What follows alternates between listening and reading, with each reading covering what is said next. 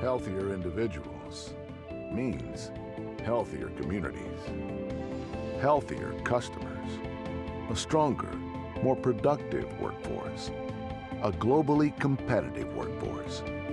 What started as a conversation became a call to action.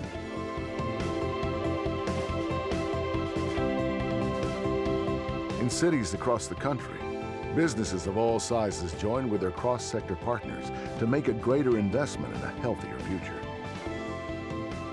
Ready to make an impact not just on the bottom line, but on the lives of their employees and communities. Today, we celebrate the achievements that led to commitments from a network of champions. We are creating a culture of health in America, with business leading the way. The U.S. business community has the talent, vision, and influence to help reverse poor health trends across the country. This is only the beginning. We're keeping the conversation going. We're moving forward because we mean business. Join the movement. Good afternoon.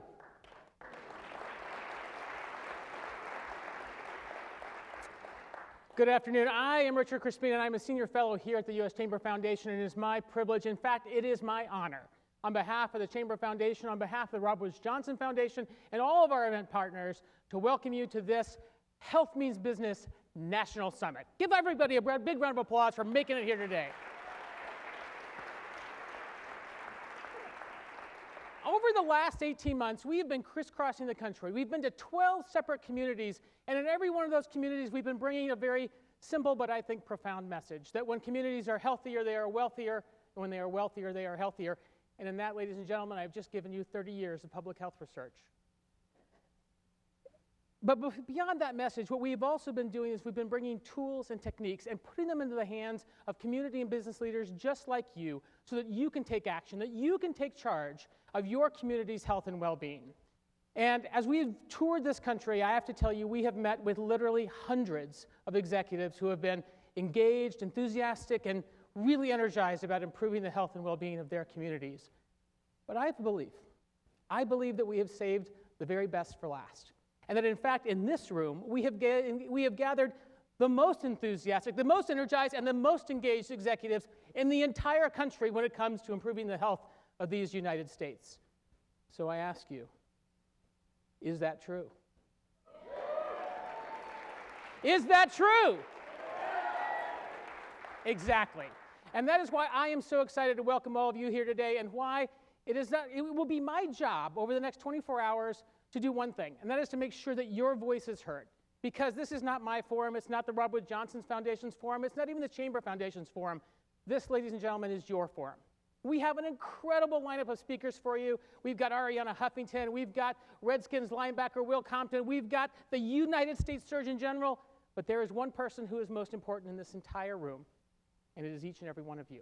Because it will be on you to take this campaign forward and to make sure that when you go back to work ready to take action. And that is our job over the next 24 hours, to make sure you are ready. Who's with me? Okay, good. Before we get down to work, a couple of housekeeping items for you. I hope, if you haven't already, please silence your cell phones, but don't turn off all of your digital media. We really want you to join in our conversation. We want you to follow us on Twitter, @HealthMeansBiz, @HealthMeansBiz, B-I-Z, like Zed, is our Twitter handle. The conversation online will be using the hashtag #OpportunityForHealth. That's the word opportunity, the number 4, health. If you haven't already, go to your app store, wherever you get your apps, and download the Guidebook app and search on Health Means Business. There you'll be able to find the agenda, all of our speakers' bios, and a lot more content for you. Please go down and download that as soon as you can. I also really want to make sure that you recognize and thank our sponsors. I've already mentioned the critical partner for this entire campaign, the Robert Wood Johnson Foundation. Give them a big round, would you please? We're also incredibly privileged to have as our event partnership sponsors BD and Medtronic. Give them a round, please. And I can't forget our contributing sponsors, Chobani, Seaforce, Delos, Kind Snacks, Mondelez International Foundation, PepsiCo, SoulCycle, Stanton Chase, and Thrive Market. Give them a round, please. Now, We also have two great media partners with us today, USA Today and the Washington Examiner. And I want to make sure that you all know that all of your event registration proceeds will go to benefit the YMCA of Greater Washington and DC Central Kitchen. Give all of those folks a big hand, please. So we're going to just dive in here and get into a lot of great content. There's going to be a lot of great conversations. I want to make sure all of you know that you can and must ask lots of great questions. Because what I want you to do is to leave here at the end of tomorrow. I want you to leave here with all of your questions answered, or as many as you can. And we want you to squeeze all of the great value out of these speakers when they come up here. Now, I know, I've met many of you already. I know none of you are shy. But if you are, I have two prizes. I have two prizes I'm going to give out for really great, engaging questions. So I hope that you will ask really great questions for yourselves, for your companies, for your organizations, for your communities, and if for no other reason, because there might be a nice little prize in it. So make sure you ask really great questions. Now, with that, it is my true honor and privilege to introduce to you a great friend and a wonderful colleague, Elise Cohen. Elise, you came to us to the Chamber Foundation from the First Lady's office, where you helped to lead her Let's Move campaign, and you inspired a nation. You inspired our youth to think differently about how they incorporate physical activity into their lives. You inspired our food and beverage industry to think about how they manufacture the products that we put into our bodies. And you inspired communities all over this country to think about how we can make healthier choices easier and more accessible. And you've brought that energy and those insights to become the real driving force behind the campaign here. Ladies and gentlemen, welcome the Executive Director of the Health Means Business campaign, Ms. Elise Cohen.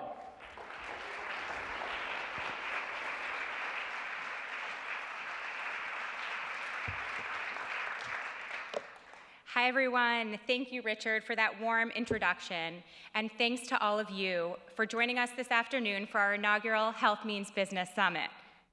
Over the next 2 days, you'll hear from businesses and partners who are leading the way in building a culture of health, businesses that are innovating and activating. We hope you'll hear new ways to engage in wellness and be inspired to take action. The Chamber Foundation is delighted to be part of a unique partnership with the support of the Robert Wood Johnson Foundation and the local, state, and regional chambers of commerce around the country to make creating healthy workers, healthy customers, healthy communities a top priority through the Health Means Business campaign. The Robert Wood Johnson Foundation is a pioneer in the movement to create a culture of health in America. We appreciate the opportunity to work with them on behalf of the business community to address our country's health crisis, which impacts our ability to compete globally. There is a call for businesses to take an active role in addressing these trends by promoting community wellness in towns and cities, large and small, throughout the country. We are answering this call through the Health Means Business campaign. We're shifting from socially responsible business to a business-led culture of health. We believe that achieving a business-led culture of health will have a transformational impact on our economy, our workforce, our citizens' health, and on American society as a whole. We believe improving community wellness isn't just for healthcare companies, and it isn't just about employee wellness. It's about the people and how to make their lives healthier, happier, and more productive. We believe that every business can play a leadership role in bolstering the health of their customers, their communities, and our current and future workforce. The U.S. business community and its partners are uniquely qualified to lead this movement. The private sector has the talent, the vision, and the influence to help reverse challenging health trends. To be effective, it's important to understand why communities need better health and the interplay of social determinants that affect health. How business engagement in community health can help make our country healthier, better educated, more prosperous, and more competitive. That's one of the reasons we're here today, to listen, to lead, and to empower this growing movement. It is truly exciting, and we are so very fortunate to have some amazing leaders with us today. Some who could not be with us but sent their special greetings in video segments that will be showcased throughout the summit. As Richard mentioned, my work with former First Lady Michelle Obama's Let's Move initiative to raise a healthier generation of kids as well as my work at the intersection of business, food, health, and social impact, afforded many opportunities to work with both the public and private sectors to promote good health, to see the collective impact that happens when strategic public-private partnerships are formed. I've had the opportunity to guide and see firsthand the real impact the business community can make in supporting good health. Impact that's good for health and good for business too. As you all know, making change requires work and commitment from every sector of our population, from business leaders to policymakers, nonprofits, community leaders, school professionals, and entrepreneurs. There's no magic bullet, no quick fix. Each sector of society plays a unique role in improving health. We need to continue to innovate and to collaborate. Too often, we don't make the connection between health and economic impact. Yet, if we want to be healthier, if we want our neighbors to be healthier, if we want future generations to grow up healthier, we need to be thinking and doing comprehensively. To strengthen our community's health, we also need to strengthen our education system, create more employment opportunities, make healthier choices easier for all American families, and improve incomes. This means appealing to all consumers, including millennials who are coming of age in the marketplace and demanding fact-based, easily Googled advertising and products that are authentic and good for their health, the environment, and society. America's competitiveness relies on better health for all of our citizens, and vice versa. The country currently faces a critical relationship between our health and our economics. You'll hear this frequently throughout the next few days, but the CDC estimates employers lose around $1,700 per employee per year due to health problems. The shocking news is that the CDC estimates more than approximately $226 billion in lost worker productivity per year. At the same time, the United States spends more money on health than any other nation. In 2014, health expenditures accounted for approximately 17.5% of GDP, yet the US ranks in the middle of nations for life expectancy and consistently dropped since 1980 to be almost last among the developed nations. The American business community will not be competitive if we continue with the status quo and we don't invest in preventable health measures. The business community is a vital link to addressing these concerns. Businesses are an integral part of every community. We're at a turning point in this work where business and health and purpose and profit are truly coming together. And we are so excited you've joined us today. It is now my pleasure to introduce Suzanne Clark, Senior Executive Vice President of the U.S. Chamber of Commerce. Suzanne is a rarity in Washington because of her broad-based experience in business, media, finance, and public policy. She has had a distinguished career at the highest levels of both business and public advocacy. Not only has she previously served as a trusted advisor to the U.S. Chamber of Commerce with distinction, but she was president of the National Journal Group. Suzanne is a board member of So Others May Eat and St. Patrick's Episcopal Day School. She is also immediate past president of the Women's Forum of Washington, D.C., a global group of leading women in business, law, government, medicine, technology, and the arts and sciences. Please join me in welcoming Suzanne Clark.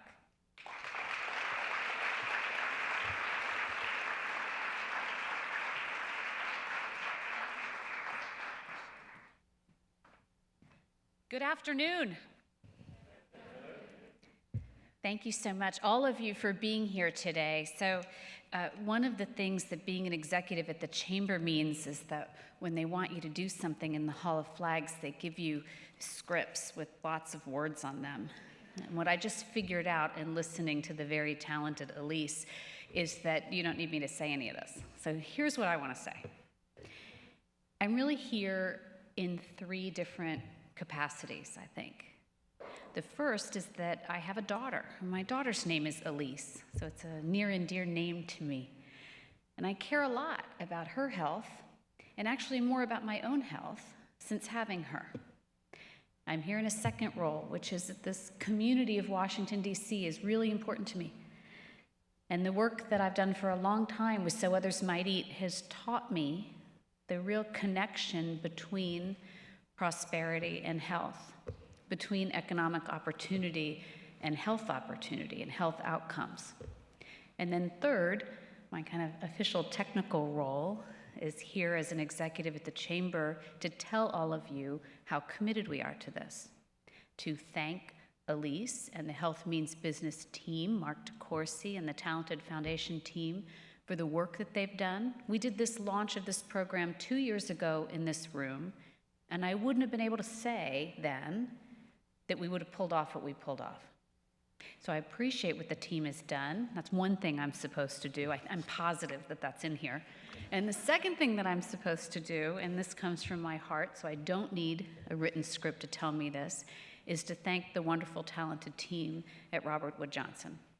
I think it's remarkable in this day and age when you take two powerful organizations with really different strengths and some different objectives and some powerful differences, and you say, you know what?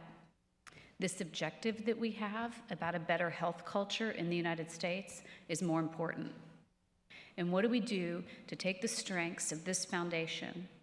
Is my right? The only philanthropy dedicated solely to the culture of health. And then take the largest network of businesses, large and small, in the country, and say, what can we do together? And there are a lot of people who would say it's too hard, there's too much that's different. And it took two really powerful teams and leadership to say that mission, that goal is too important. And we're going to figure out what we can do together. And it has been a real privilege to learn about what health means, to be able to rely on your expertise in that field, and to bring what tools we had to the last 2 years.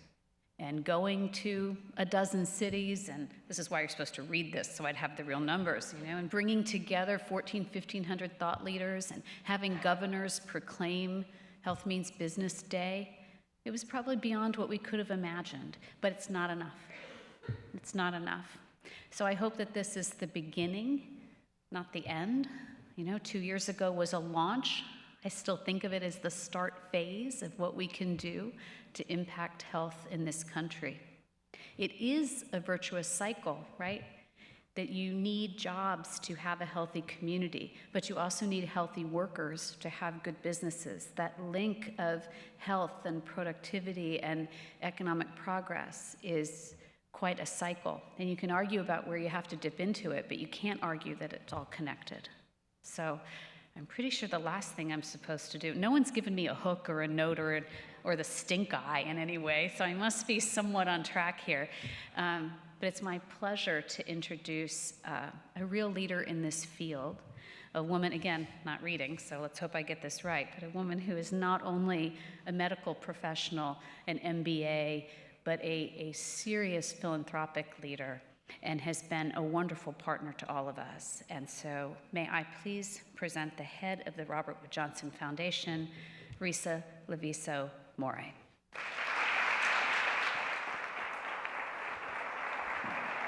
Thank you.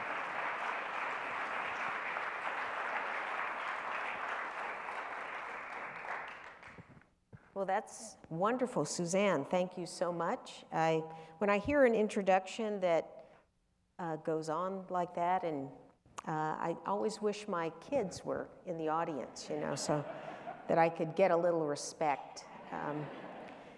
But seriously, I do want to thank everyone at the Chamber Foundation, of course, Suzanne and Carolyn Colley and Mark DeCourcy, for the tremendous work that you've done. And Elise, what a great introduction to the issues that we all face. This entire summit demonstrates the tireless work that you have done over 2 years and more, really, to create a new way of working with business to create opportunities for health. And for us at the Robert Wood Johnson Foundation, it's really been an honor to work with you and to create the kinds of opportunities that all of you have done in your communities. We were thrilled to be there at the beginning and to see this get off and running, and it is very clear that it is off and running because you've sparked a conversation all around the country about how to connect business and health in new ways. And as Suzanne was saying, you've connected in communities large and small about how to promote wellness in new ways and to build bridges with new partners that hadn't thought of themselves as really being engaged in health before. Now I'm going to dive deeper into these many accomplishments later on, but let me just emphasize how proud I am of the way you have energized and inspired this bold work, as I said, all across the country. Now, this national summit represents a way for us to take these key lessons that you've learned over the past 2 years and really translate them into a movement that has business and health leaders coming together in ways that they haven't before, and in creating new opportunities in those communities.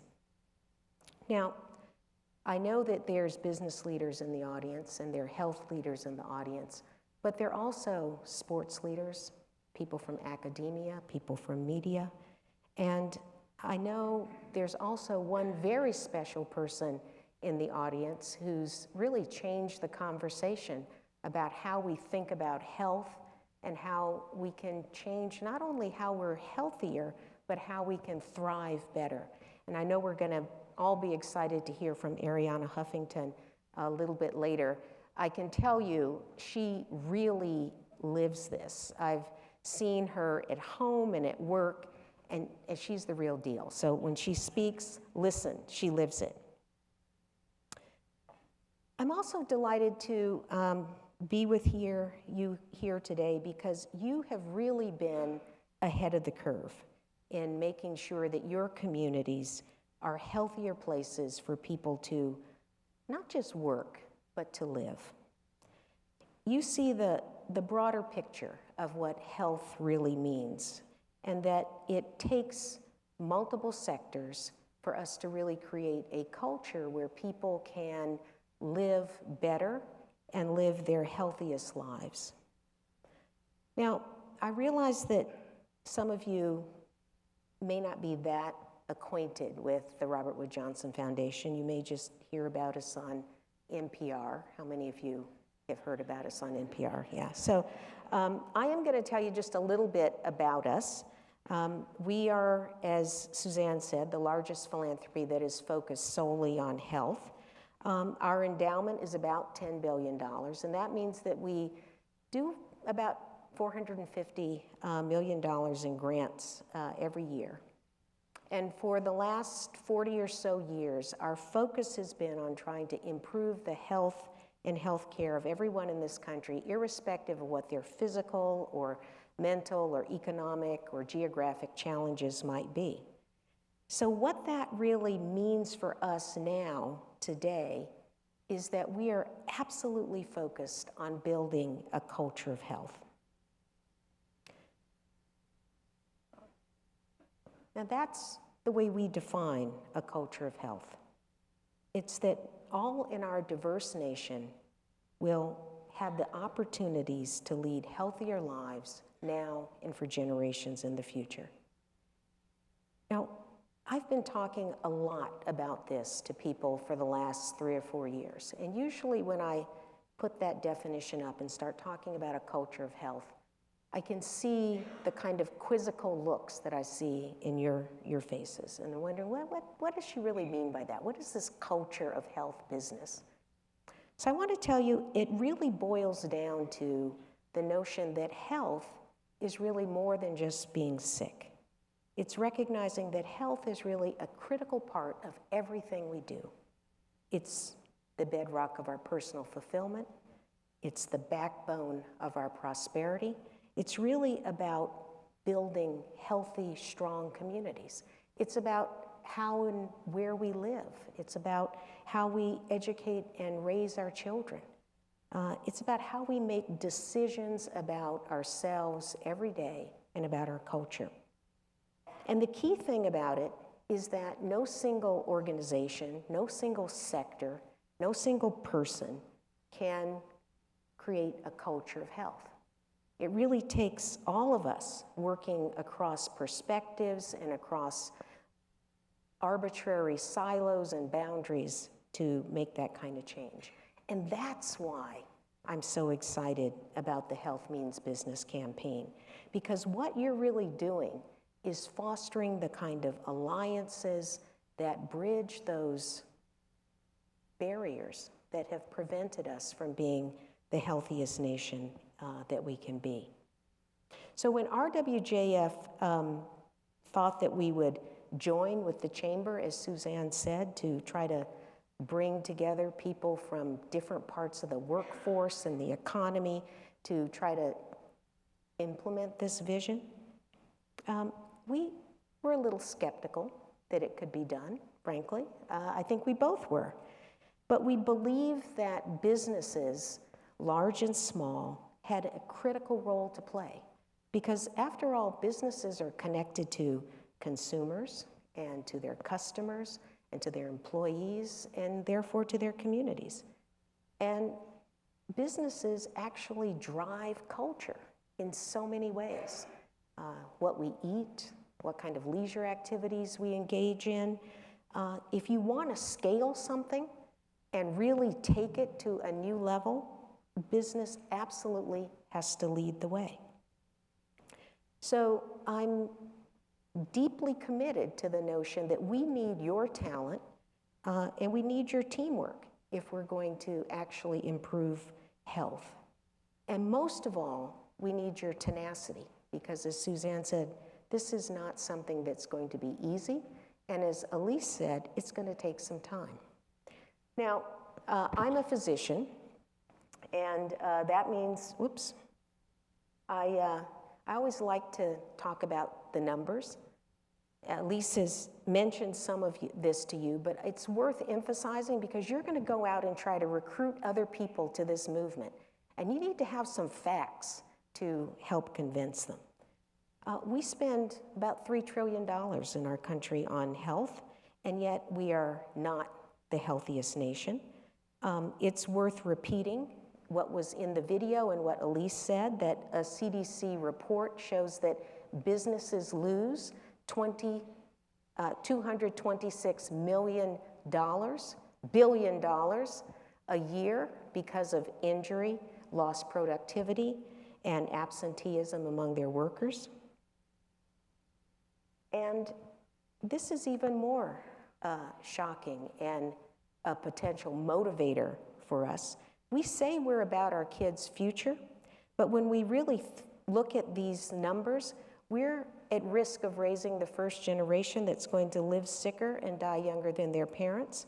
And 70% of people who are potentially recruited to the military wouldn't qualify because they're too obese, don't have enough education, or caught up in drugs or opiates.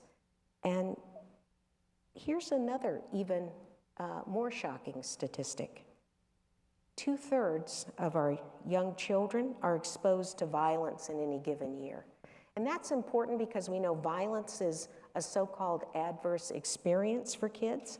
And when they have these kind of adverse experiences at young ages in their lives, they go on often to have more chronic illness, more risk of drugs, alcohol abuse in their teenage years, and even suicide. So we're talking about some real important issues that it's impossible for us as leaders, health leaders, business leaders, to sit on the sideline and ignore. And that's why this combination between the chamber health leaders is so critically important to me. Now, how many of you have seen Hamilton? Yeah, well, a few of you. Well, it's one of my favorite plays right now, and there's a line in Hamilton that says, "What are the odds that the gods would put us all in this one spot?" So I ask you, what are the odds that we would all be brought here unless we were here to do something truly significant? We've got entrepreneurs, physicians, nurses, government leaders, nonprofit leaders, and you're all here because you have one thing in common, and that is the belief that we can make our country healthier, and that we can join forces to do that in a different way than we've done it before. Now, the only way we're going to change this trajectory is if we bring health to every individual. That's key. We have to rely on individual responsibility, but we also have to recognize that without access to good choices, people are not going to get healthier. We have to make sure they have access to nutritious food, that the neighborhoods are safer, the schools offer good education, and that people have what they need to thrive. Now, traditionally, in my business as a physician, I thought doctors were the ones that did this. I didn't think of business leaders as being the ones that could create this kind of change. But you all know that having a productive workforce is critical to the vitality of your businesses. And that's why I think all of you are here to join in this effort. Now, in all of the convenings and meetings throughout the country, there have been, I'm told, some tremendous leaders and some tremendous accomplishments. And we're going to hear about those, the Health 10 Awards, tomorrow. I'm not going to tell you about them today. But what I am going to do is tell you why you need to pay attention to what these leaders have done. There have been over 130 nominees for these awards, and they have managed to achieve the kinds of commitment and enthusiasm across stakeholders that we never would have thought possible a year ago. And they come out of some regional forums that I can tell you about. So let me tell you a little bit about them now.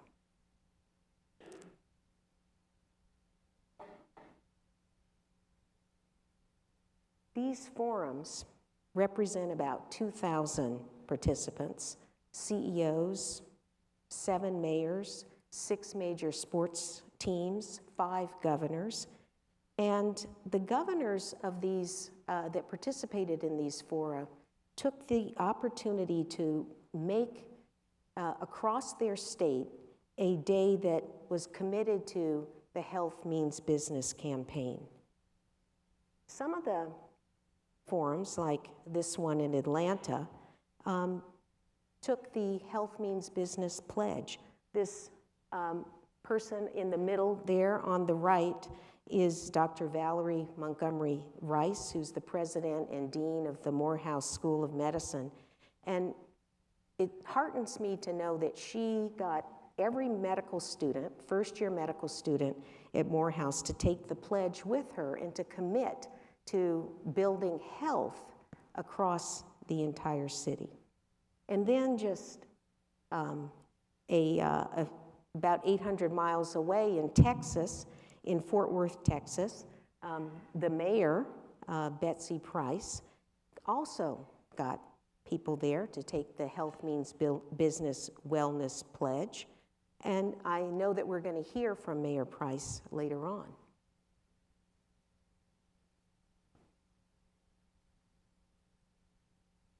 In Orlando, they took on a statewide effort that combined wellness, the arts, and athletics. It included the Orlando Magic, the Tampa Bay Buccaneers, and the Phillips Center for Performing Arts. And they came together to create something that is truly a wellness institute that combines athletics and arts to truly create new opportunities for people to be healthy.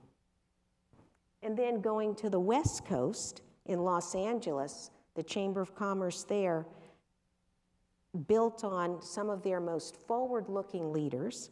One of the speakers that you see here is Louis Horn from CBRE, who's a provider of commercial real estate, and he focused on the built environment and combined his work with that of Sam Polk, who believes in bringing nutrition to everyone, and together they have demonstrated how people can truly in Los Angeles thrive in a way that they haven't been able to before. I could go on, but I know that there are other things on the agenda, so I want you to just join me in giving a round of applause to all of the incredible opportunities and accomplishments of these regional forums around the country. Join me.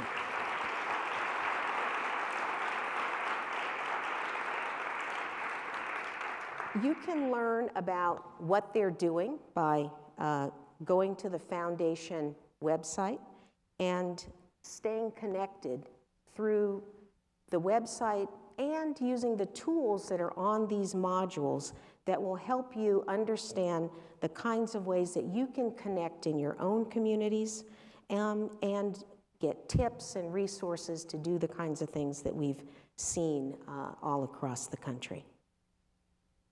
For example,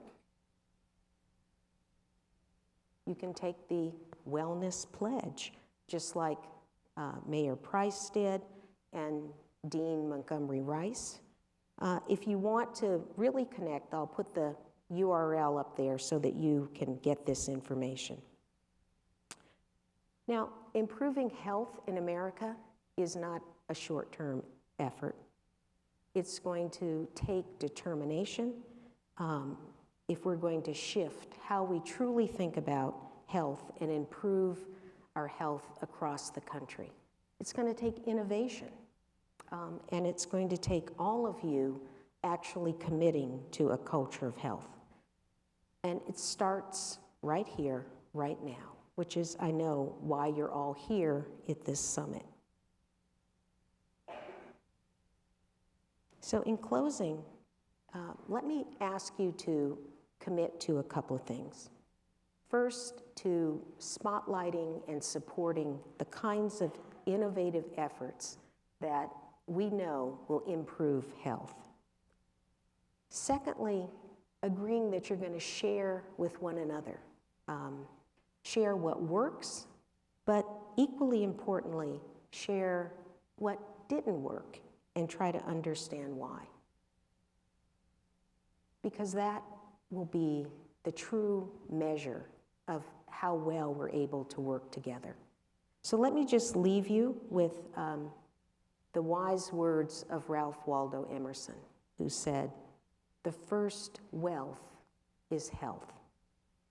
So let us continue to focus on how we can work together to make sure that not only our generation and our children's generation, but the generation after that is able to truly have the wealth of health that they so richly deserve. Thank you for being here, and I look forward to hearing from Ariana.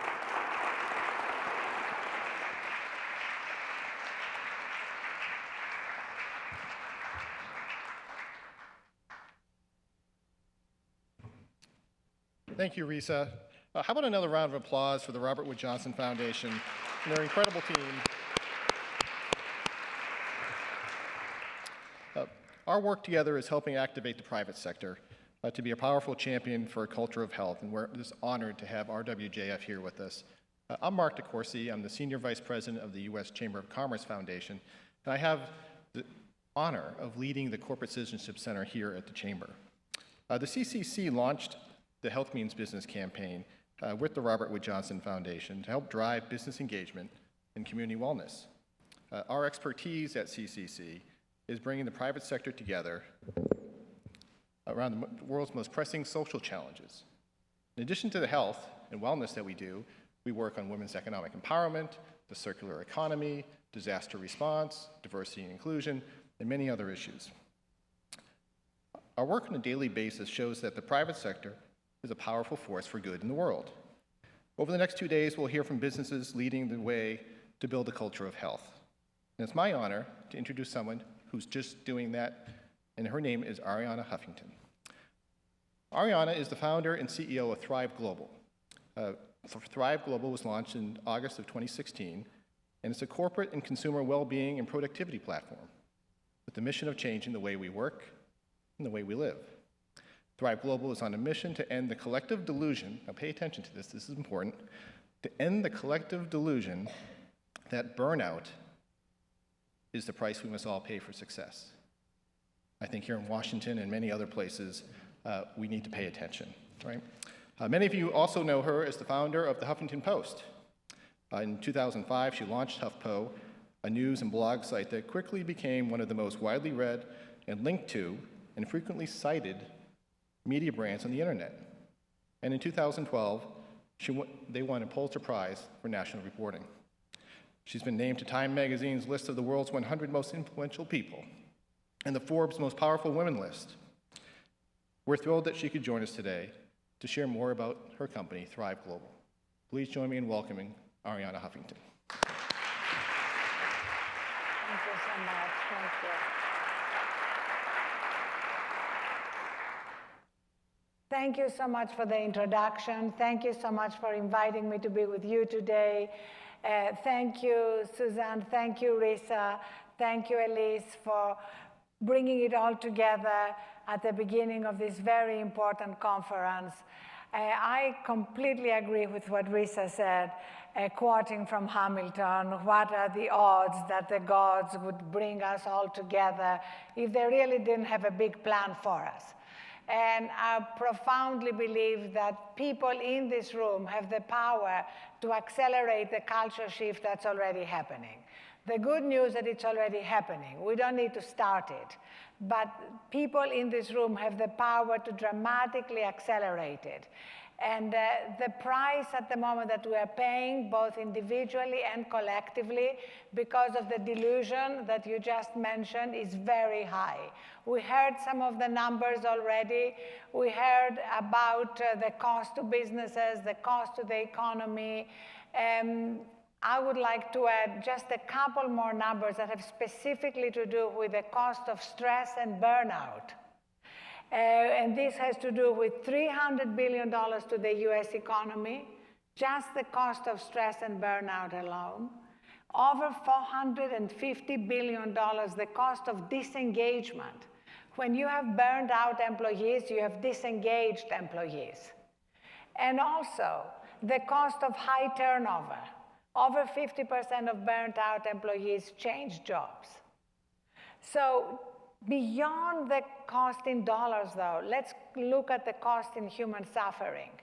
Right now, we know that 75% of healthcare problems are because of stress-related and preventable chronic diseases.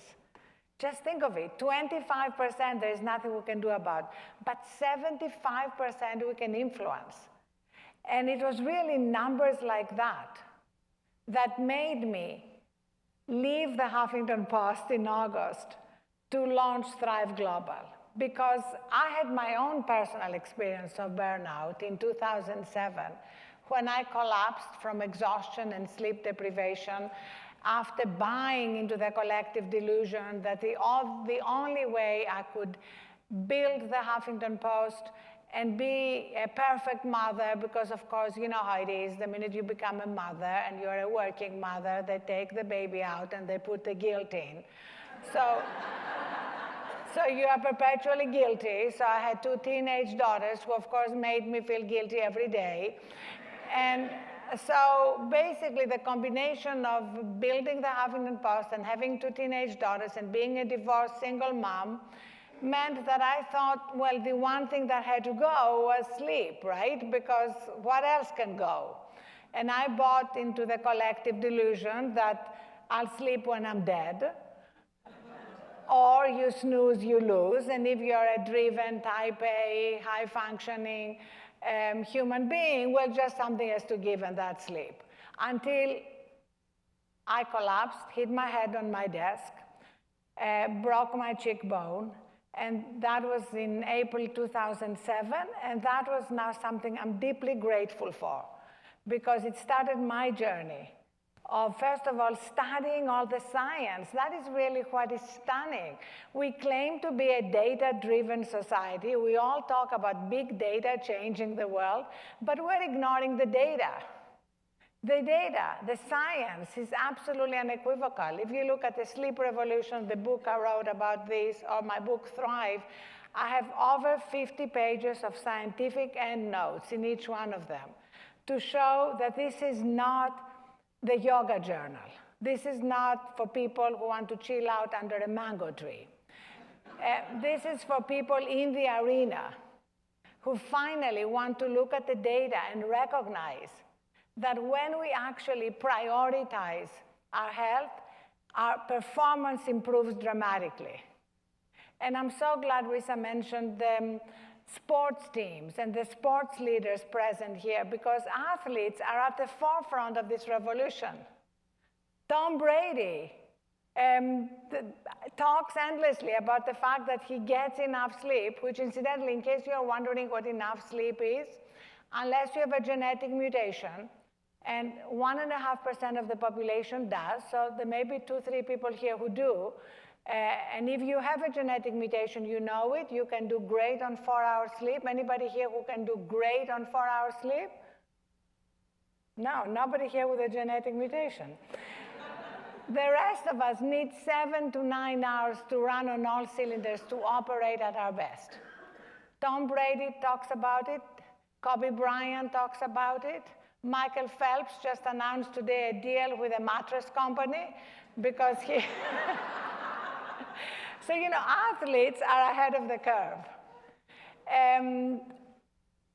Business leaders are beginning to come out of the closet about sleep. At Thrive Global, which incidentally is about 3 things. The first, and that's why I'm particularly excited to be here about the emphasis on business, the first part of Thrive Global is working with corporations to help them change their culture so that they see the connection between the well-being and health of their employees and the bottom line, the connection between the well-being of their employees and productivity. So, for example, we've partnered with Accenture, and we're doing 100 trainings for them around the world. And at the same time, we've built a technology platform of behavior change. Because the key is to recognize that we change behavior through micro steps. We're not going to overnight change everything. But if we make small changes in terms of how we sleep, how we recharge during the day, how we move, what we eat, it can have a transformational impact. And that's what we are offering to companies is based on micro steps and pathways. And then we partner with the academic institutions to measure the impact. Everybody here from the business world knows that unless you measure it, it's not going to scale. So with Accenture, for example, we've partnered with Wharton and Adam Grant to measure the impact of what we're doing on productivity, on retention, on healthcare costs. And one of the things we've introduced is the entry interview. Have you all heard about the exit interview? Well, how about the entry interview? Right now, every business practically is a 24/7 business, either because it operates in multiple time zones, or because it's customer service, or because, like the business I ran for 11 years, the Huffington Post, it's in the media. And of course, especially now in Washington, it is truly a 24/7 business. So in order to be able to function, you need to operate in teams. And in order to operate effectively in teams, you need to know what is inviolate and sacred for every member of the team. So we start with this entry interview, and it was amazing. There was a woman who said, the one thing that's sacred for me is to take my daughter to school every morning at 7:30. Well, the team leader had set up 7:30 team calls every morning. She didn't do it because she was nasty. She did it because she didn't know. And it's time that we are open about what is inviolate and sacred to us. And for women especially, to stop thinking that if they admit something like that, it puts them on the mommy track.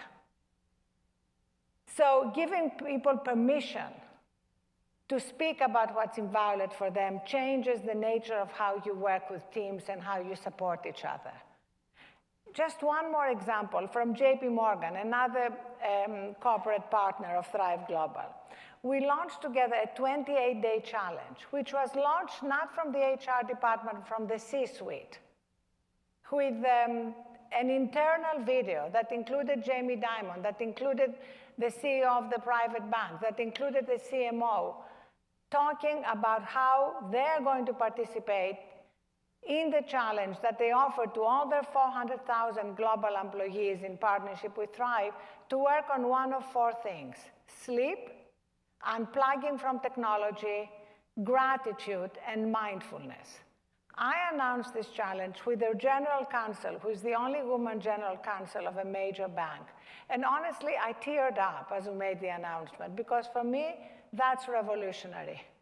To have a major bank, which has traditionally been seen as the boiler room of burnout, asking their employees to improve their sleep and to thinking about what they are grateful for and to be more mindful. I would have thought this was a headline from The Onion until it actually happened. And that's why I'm so optimistic, because it is in the zeitgeist. And more companies that want to have a competitive edge in terms of recruitment and retention are recognizing how important it is for their bottom line.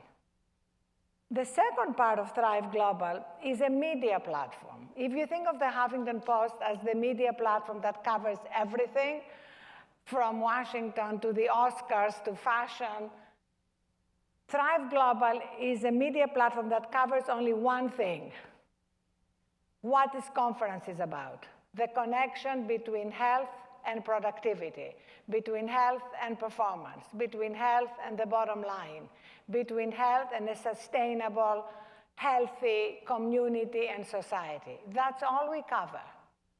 And we prioritize two things: all the science, whatever is the latest science anywhere in the world, you're going to read on thriveglobal.com, because we think it is key to help people realize that the science is on our side and that the science is actually connected with ancient wisdom. And also bringing in new role models. So we launched our media platform on November 30th with a big piece by Jeff Bezos. And the headline of the piece was, "Why My Getting 8 Hours of Sleep is Good for Amazon Shareholders." And his point was that when he operates on all cylinders, which for him means 8 hours sleep, his decisions are better. And it's this beautiful piece about how his cognitive performance improves. And what are leaders paid for but decisions, judgment? And if they are operating in an impaired state, their decisions are not going to be as good. And we had pieces from Kevin Plank, the CEO of Under Armour, Mark Benioff, tons of CEOs and executives. And what amazes me the most is how people within their own organizations didn't know that. And I had a live example last week. I was speaking at the JP Morgan conference for Jamie Dimon's direct reports and then their biggest investors. And I met a man called Barry Summers, who runs their private wealth. He's the CEO of private wealth, the number 3 person at JP Morgan. And he said to me 10 years ago, and he's writing about it, so I'm not outing him without his permission. He said, 10 years ago, I was overweight, I was in a mental fog, I felt that there was something wrong with my life, and I decided to change. So he said, now I get 8 hours sleep, I meditate twice a day, And my assistant knows that the afternoon meditation is sacrosanct. She cannot put anything else at that time on my schedule. And he says, well, I never have my phone on when I'm with my children. And it was amazing. I said to him, you're the poster child of Thrive. You need to go public. We're doing a video with you. You're writing about it. And then an hour later, somebody after my speech came up to me and said, you know, it's all very well what you are saying, but I have a big job at JP Morgan, and I can't really do all these things. And I said, who do you report to? He said, Barry Summer. I said, well, Barry Summer is a bigger job than you have, and he's doing all these things. Really? I don't believe that. I said, let's bring him here, and he can tell you. So role models are key. Because right now, our collective delusion is that the people who are really successful are burnt out, they're always on, and it's true, a lot of them are. But they are not successful because of it. They're successful despite it.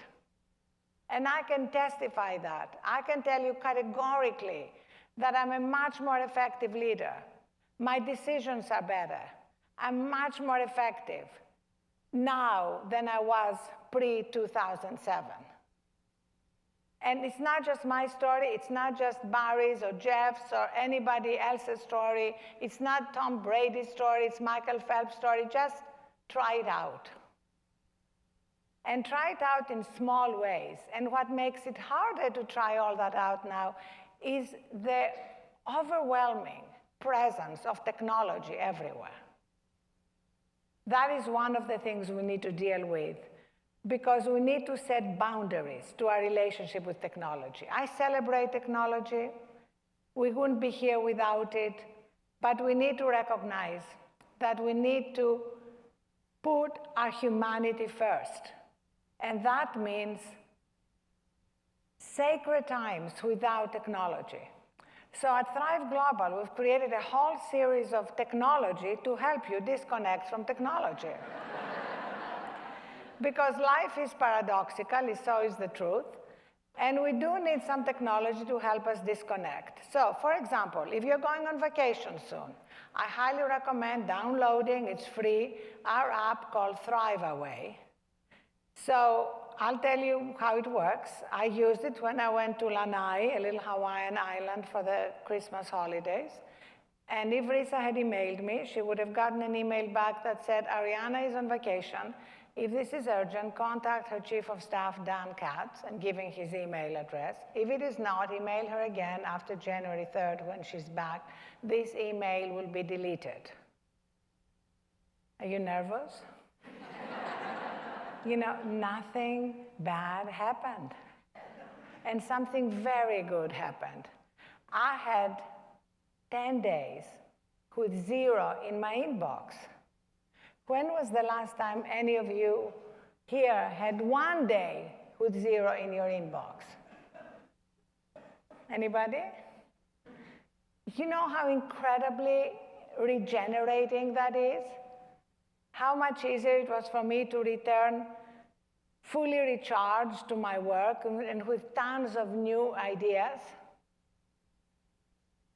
Just one more product, because the third part of Thrive Global is an e-commerce site, and the first product we manufacture is a phone bed. It's actually a charging station that looks like a bed, a little bed, because human beings learn by ritual. And one of the main problems people have, especially any of you who have teenage children, is helping their children disconnect from their phones at night. And we now see the skyrocketing increase, the epidemic in mental health problems among teenagers, in depression, anxiety. And one of the reasons is the addiction to their devices at night. So this little phone bed lives outside everybody's bedrooms, and there are 10 ports and 2 spaces for iPads, and mommy, daddy, and all the children put their phones there to sleep at night, and there is a little blanket that you tuck your phones under. And it becomes a ritual. I promise, I love it. I now do that, and it gives you that sense of completion to the day. Because let's be fair, there's, I bet, nobody here who can say that I get everything done that I could possibly do in the course of the day. Anybody here who does that? No, because you all have interesting jobs. The only people who can say that are people who don't have interesting jobs. So you have to actually declare an end to the day. And if you declare an end to the day, it's great to have a moment, a ritual. And for me, my ritual is putting my phone away in its phone bed, saying good night. I actually tuck it in, I tap it in to say good night, and then I have my own transition to sleep.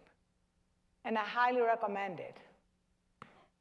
Because those of you who have children, remember that when you are putting your children to sleep, you didn't just drop them in bed, even though sometimes you wished you could. You gave them a bath, you put them in their PJs, you sang them a lullaby, you read them Goodnight Moon. Well, I actually did a parody of Goodnight Moon for Audible, and I've taped it, and you can download it from Audible. It's free, and it's called Goodnight Smartphone. And the whole point of that is really declaring that end to the day and allowing yourself to fully recharge, and then wake up in the morning and be able to face all the challenges and the obstacles that are an inevitable part of any life with more resilience and more joy. And the reason why this is so important now, more than ever, is because times are going to be harder for so many millions of people. This is not just for people who are in this room. This is not just for successful executives. This is not just for successful athletes. This is for everybody who is facing the dangers of growing automation, growing globalization, and all the threats that we are facing. And it's very hard to face all these things without that resilience that comes when we are truly recharged. You know, you read now about the dams in California and how the infrastructure was not strong enough to deal with extreme weather. Well, there is extreme weather coming. And that requires strengthening our own internal infrastructure. And that requires reconnecting us with ourselves, with our own wisdom, with our own peace, with our own inner strength. And one of the things we're doing at Thrive Global, we've created a foundation, the Thrive Foundation, that works with the leaders of nonprofits who are at the forefront of working with people in need to help them be at their best. Because so often you have leaders of nonprofits who themselves burn out. And part of it is because of their idealism, because I've talked to so many of them. I'm on the board of Global Citizen. I talked to Hugh Evans, our CEO and founder. We did a training for all his 70 top leaders because they were exhausted. And they're running on empty because they think, you know, if I go to sleep, you know, another child is going to die of poverty or malnutrition. And if we help them realize that when they take care of themselves, they're going to be more effective leaders in the nonprofit sector. That's our commitment. And also, we're working with mayors. We'd love to work with the nonprofit leaders and the mayors in this room. We're starting with trainings for the mayors of Boston, Minneapolis, Rhode Island, and their staff. Because again, mayors, as research showed, are at the forefront of this battle. And we need to strengthen them and their staffs. So please get in touch with me. I'm going to give you my email address, ah@thriveglobal.com. And also, please tell us your stories. I can't stress enough how important it is to hear from your stories. I want Elisa's and Susan's and Risa's speeches sent to me so we can publish them. These are amazing data there. Publish the pictures. I'm amazed every day by how many people are inspired by someone else's story and how many people decide to make changes in their own lives because they read somebody else's burnout story or somebody else's story of their wake-up call. So let me just end by saying how grateful I am to be here and how really lucky we are that the Robert Wood Johnson Foundation and the Chamber of Commerce brought us all together, because in this room there is really the power to create a critical mass in this culture shift that will help so many millions of people live healthier, happier, and more fulfilled lives. Thank you so much.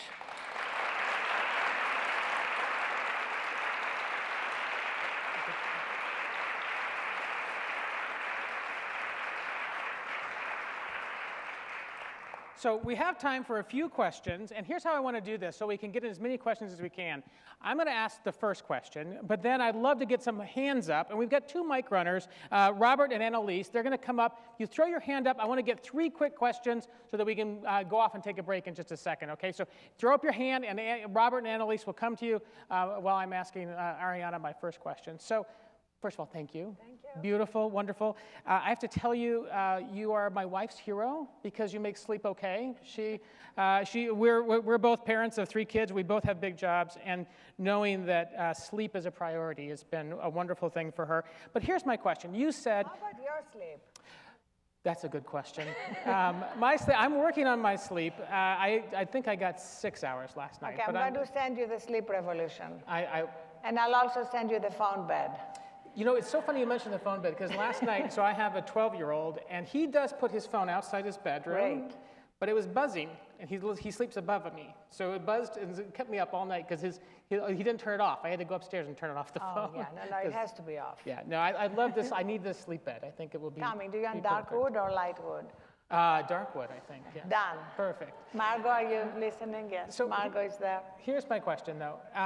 You know, out in this audience, we've got some terrific executives. Help me help them write the email to their boss that says, this is why we should do all of the things Ariana just said. First of all, that's a fantastic question, because we are finding in many of the companies we're working with that these changes don't always come from the CEO. Very often they come from someone not even very high up in the C-suite, like at General Mills. All the changes, which are amazing, have come from an assistant general counsel. Her name is Janice Marturano. And she started doing these things with her own team. And people noticed the difference, and now they've spread all around the company. I would say the email you write to your boss has 2 elements. One is you bring them the latest science, which is unequivocal, from Harvard, from Stanford, from Wharton. Pick the school they went to. A lot of them are Ivy Leaguers. And give them the latest data from that school or from a school you know they admire. And then role models. Find out, who do they admire? Do they admire Jeff Bezos? Do they bank with JP Morgan? I can help you to construct the email, to give them the latest science and role models, to show them the connection between taking care of their employees, setting boundaries in their employees' relationship with technology, because if your employees think you expect them to be on all the time, to answer emails at 11, at 12, at 2, they're not going to be effective, period, at the end, and they'll burn out and they will leave. So I would focus on the science and on new role models. So bring the science, give them role models that they can Yes. respect. Perfect. Who's got a question? Right there. And tell us We're who going you to are. do 3 questions in a row. So go ahead, Mark. Tell us who you are.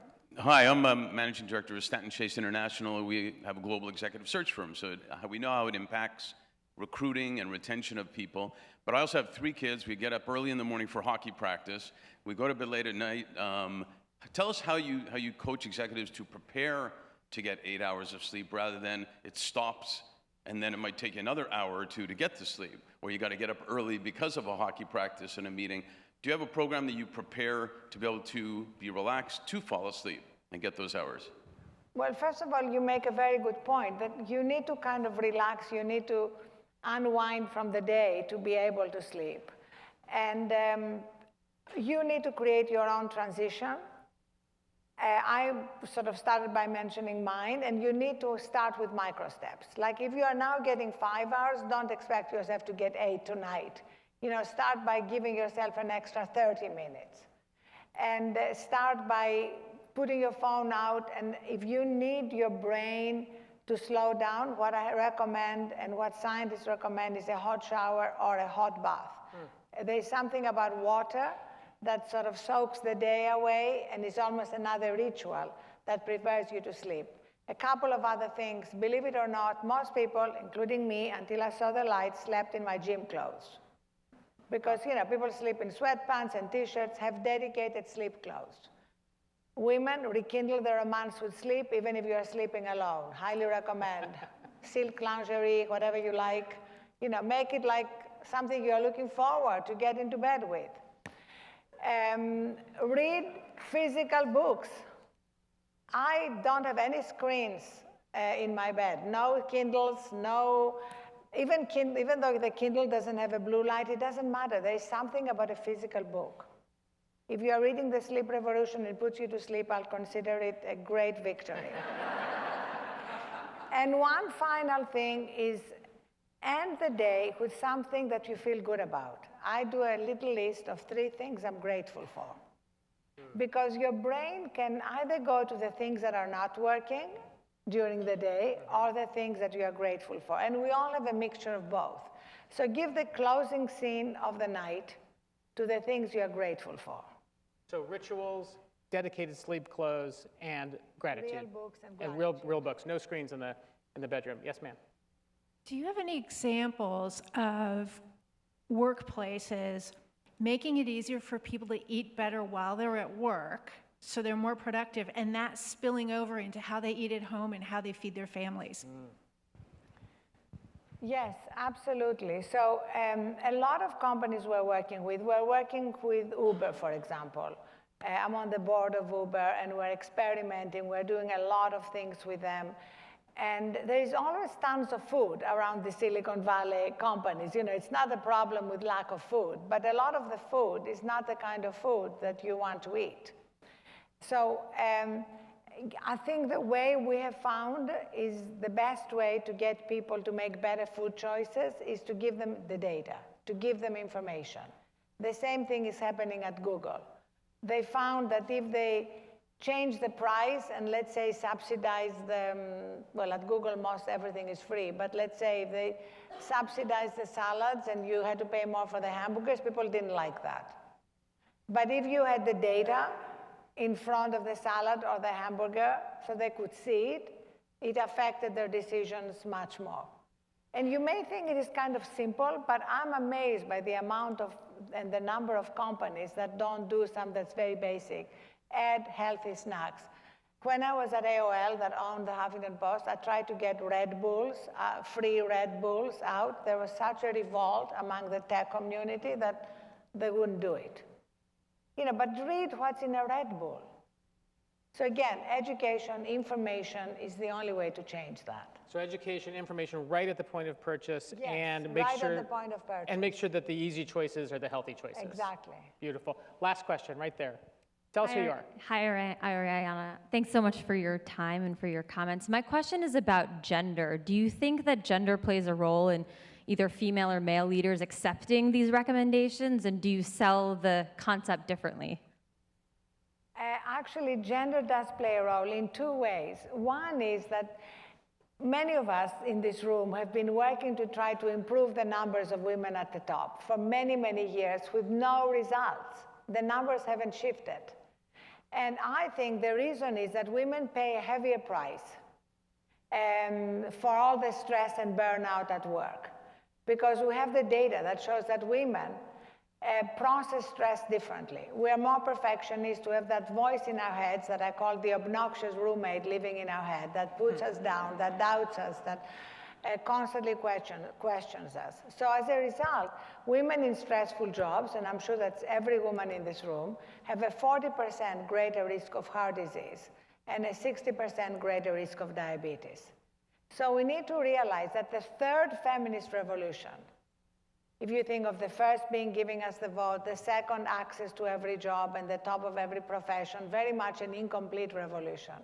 The 3rd feminist revolution is actually saying we don't want just to be at the top of workplaces. We want to change workplaces. Because the way they were designed by men, though I'm sure none of the enlightened men here now, is not working. It's not sustainable. So I think women and many enlightened men have to be at the forefront of this revolution. And men are going to be incredibly grateful. And I also want to say that one area here that's a lot of women and a lot of, I'm sure many of the men here are engaged in, is bringing more purpose and meaning in businesses. And Martin Whitaker, who is here, the executive director of Just Capital that I'm on the board of, is doing amazing work identifying just companies, companies that are putting health and community and taking all these other measurables, which are not always at the top, and putting them at the top. So there is amazing work being done by so many people in this room, and that's why I'm just so grateful to be here, and I'm going to be leaving and going back to New York feeling much more optimistic about the state of our world and our communities. Beautiful. Well, we'll have to leave it there. Ladies and gentlemen, help me thank Arianna Huffington. Thank you so much. Beautiful.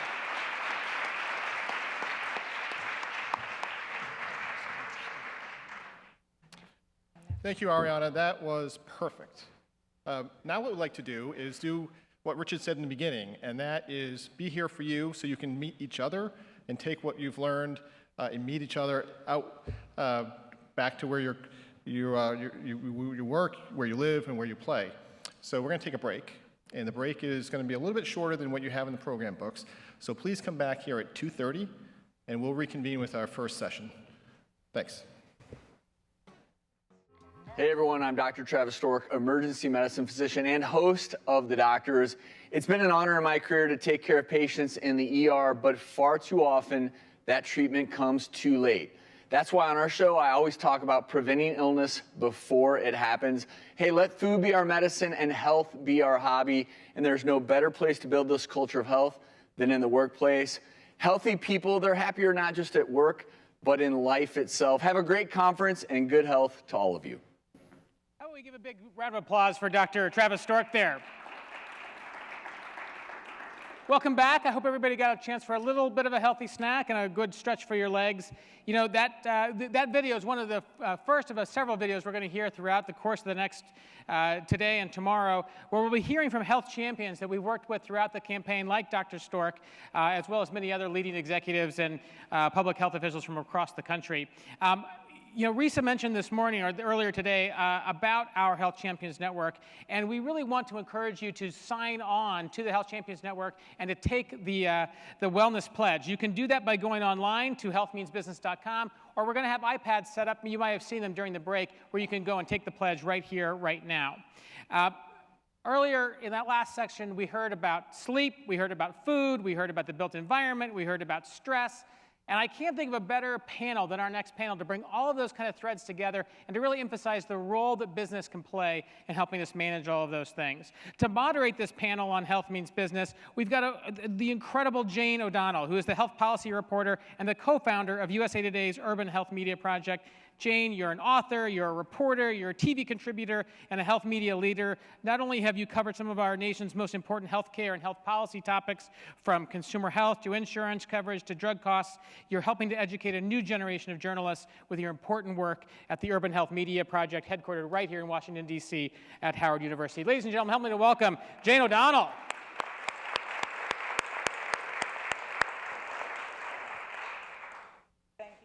I'm so excited to be here. Health is so important to me, not just because I cover it. I asked to cover it, and it's something that is so important in my industry. I honestly don't know, and it'll be interesting to talk to some of you later, whether it's worse in the media. We like to think so, because we're shrinking as the demands increase so rapidly, and I don't just mean in the last 3 weeks. It's just been crazy for the last several years since the recession, really. I am on the Wellness Committee at work at Gannett, and our building, actually, which is more than Gannett. And I'm the only editorial member, and I can't even get to all the meetings, but I am doing the exercising and eating healthy.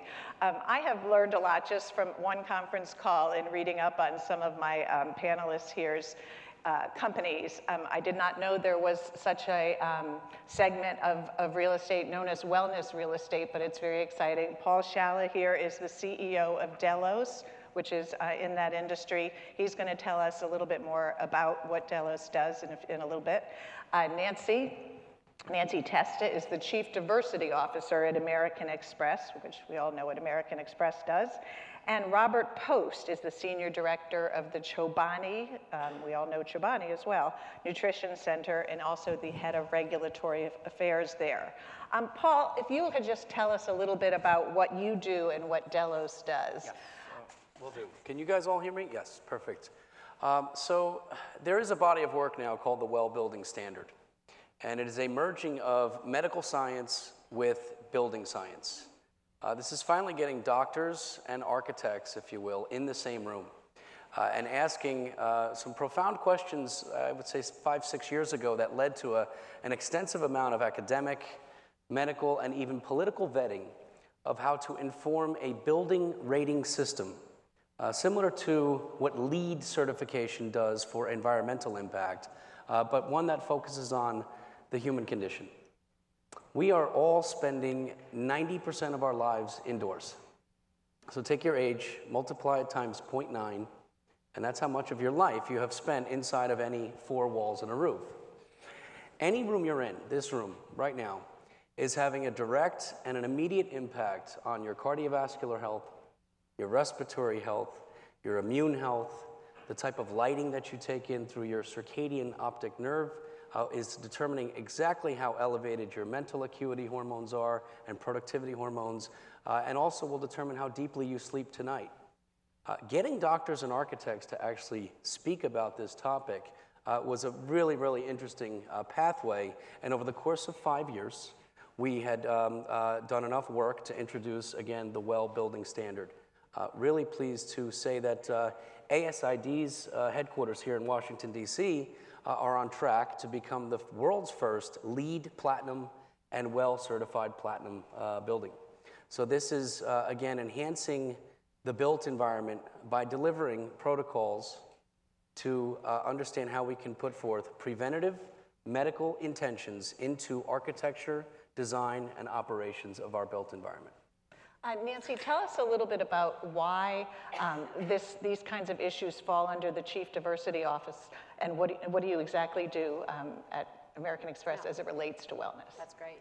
So I would start with a couple of things. I mean, first of all, we have a long-standing service to our employees, and certainly we wouldn't be who we are today without the care of our employees.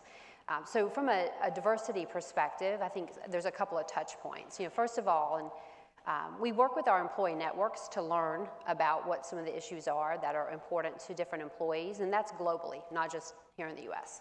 And we feed that information to our wellness clinics globally so that they can design different types of programs that meet the needs of employees no matter where you are. And that would include virtual employees as well. So we don't just focus on brick and mortar, but caring for all of our employees.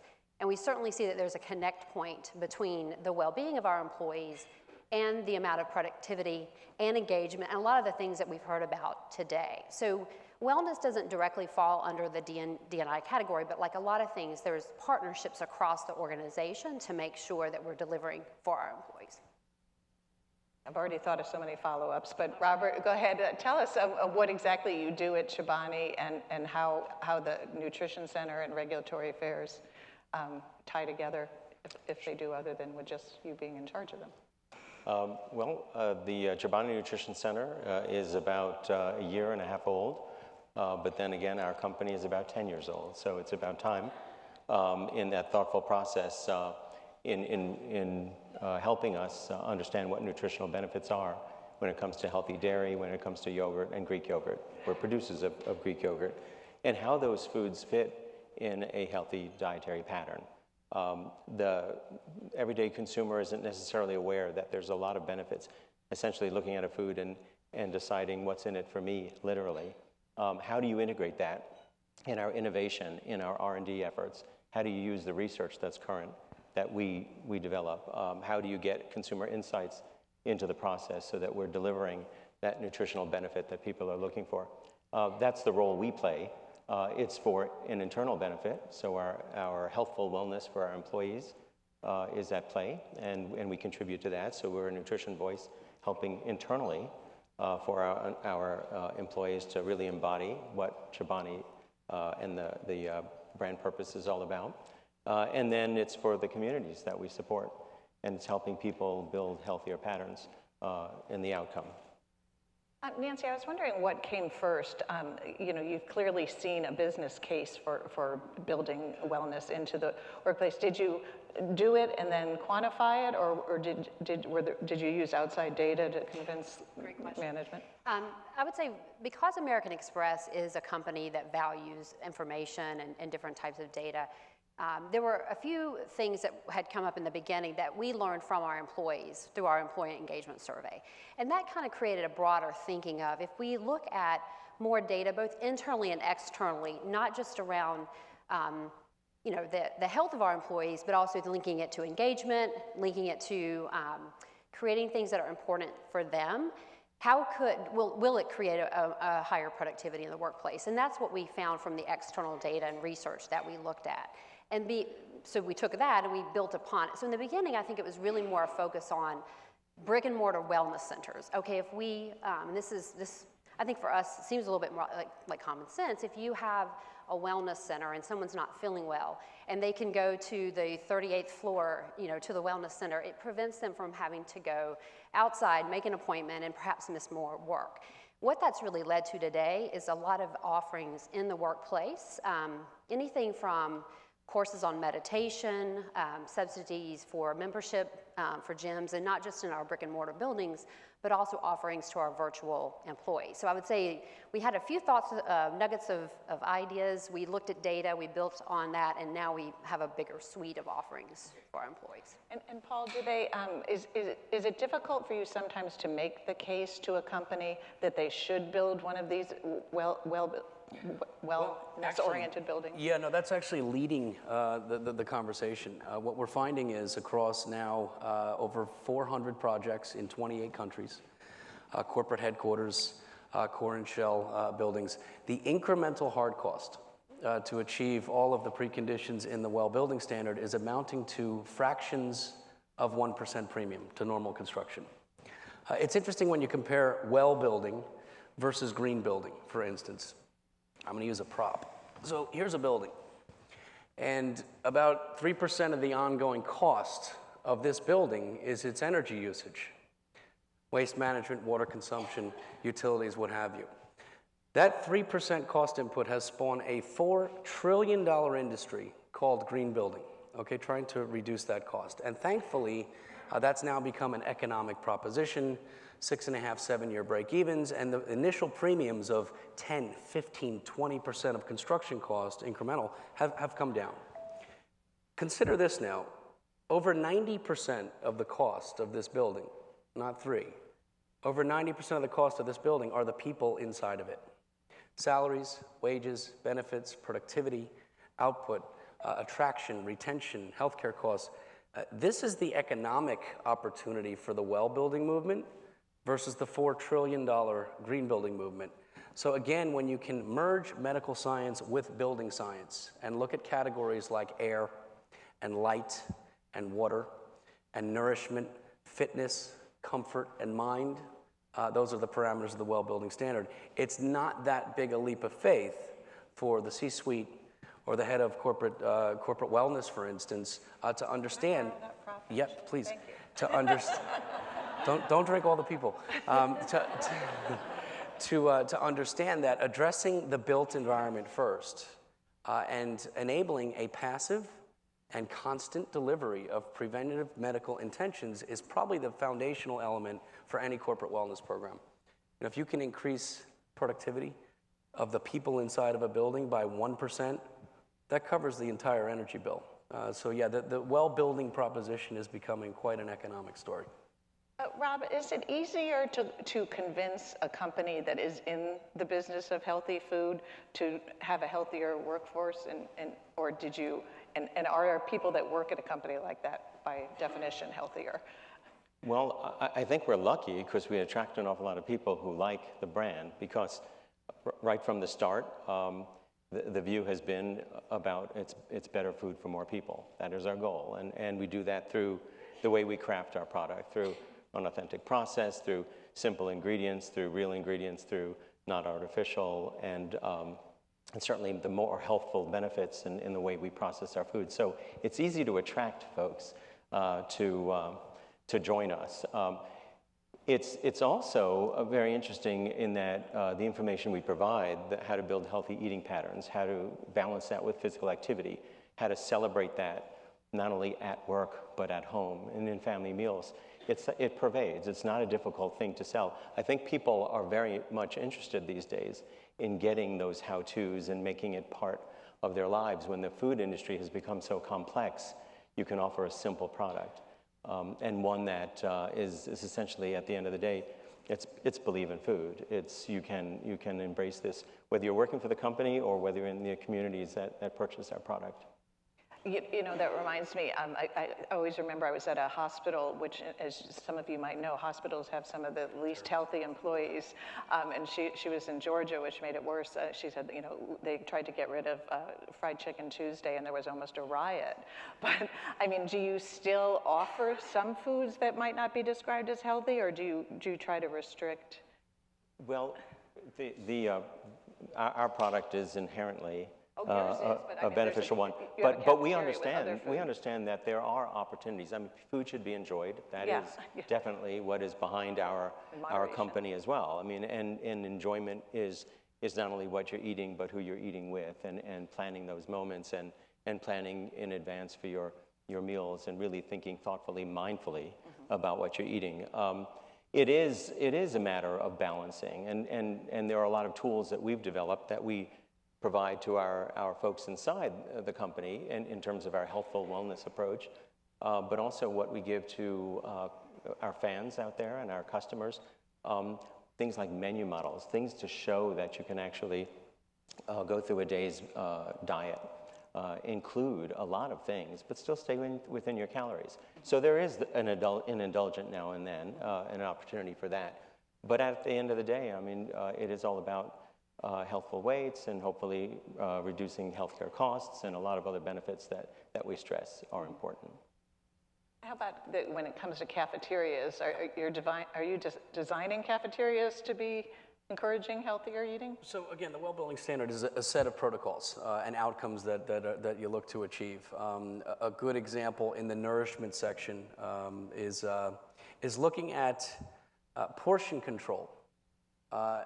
Portion control is as big, if not an even bigger input to the cause of type 2 diabetes and obesity today. It's not necessarily what you eat, it's how much you eat at a time. But if you look at the size of an American dish from 1950 till today, it's doubled. So looking at operational protocols and guidelines for school cafeterias and corporate cafeterias to regulate the size of dishes that are served can go a long way in terms of nudging and influencing how people consume. How about the options in your cafeteria? Yeah, I'm glad you asked the question. I would say, because we try to approach this from a holistic perspective, we have in our cafeterias, where we do have cafeterias, a very wide range. You know, so the question of, do you offer, you know, food that's not healthy? There is a section with pizza or hamburgers, etc., but it's smaller. It's in the back. It's kind of in the back. You have to walk further to get there. Exactly. And there's not as much of a subsidy for those foods. And we also try to place the caloric value, you know, the different vitamins, minerals, etc. So we're educating people. And I would say the other thing that we also try to do in that education is offer on-site nutrition counseling or virtual counseling, you know, through technology. So again, it's that whole notion of educating employees, and hopefully it will kind of follow through to their personal life, and they'll start educating other people on the value of that. And we also recognize if our employees are taking in food that's quality food, they're probably going to have, you know, they're going to feel better, they're going to have more energy, et cetera. And I should have mentioned that if anyone, we are happy to take questions during the course of the session. Being a reporter, I'll never run out, so be sure and signal to somebody that you do have a question. Is there someone with a mic? Maybe. Well, while he's going over there, this is all a part of my strategy. I'm trying to get ammunition because there's a guy that gets expense donuts every Thursday, and we have an ongoing battle of I'm trying to get them out of the newsroom, because if you're stressed and you can't get down to the gym to begin with, you should not be sitting at your desk and eating a donut. That's just my own personal here, and I like donuts as much as anyone. Anyway, if we could go back to the business case a little bit, what other kinds of, like, are there any, I mean, I love a great, like, when you're at a dinner party or a cocktail party, like, what kind of statistics do you use that are most compelling? I think what's most compelling is if you look at the corporation average across the country today, every company is spending on average about $700 per person per year on corporate wellness initiatives. Okay, so nutrition counseling, diet and stress management, biometric screenings, access to fitness program, what have you. So $700 a person. Chronically, okay, the issue with the corporate wellness arena has been lack of engagement. And I think the overall average is about 15% at best. So 1 out of 7 employees actually takes advantage of these corporate wellness programs. The healthiest people already. And exactly, so to your point, the least healthy 20% of a company make up 80% of that company's healthcare costs. Those people are not going to engage in these corporate wellness programs. And you're talking about, if you've got 27 million employees in the Fortune 500 alone, it's probably $15 billion a year that are spent on a program that is, at best, impacting the wrong 15% of the entire corporate workforce. Interesting when you look at a building protocol, like the Well Building Standard, as a corporate wellness program, where you're talking about over 100 preventative medical intentions, okay, that are for the most part passive in foundation. You can put a person in a well-certified office, and because that office has met the 26 different inputs to air quality, PM 2.5, particulates, formaldehyde, what have you, the circadian appropriate lighting elements, thermal comfort, acoustic comfort, that person is receiving a constant and a passive delivery of prevention. So as we look at this program being deployed now across a lot of Fortune 500 corporate offices, again in 28 countries, the evidence now suggests that the overall cost to take an entire corporate campus and have its built and operational environment adhere to the Well Building Standard is less than $100 per employee. Once, instead of $700 per employee per year. Now here's the best part. Guaranteed 100% engagement. Passive and constant delivery of prevention through architecture, design, and operations. So when you compare the Well certification protocols and the Well Building Standard, which is actually administered by the same engine that certifies 15 billion square feet of LEED certification in 150 countries, the U.S. Green Building Council and their GBCI engine. GBCI is now also third-party certifying well certification.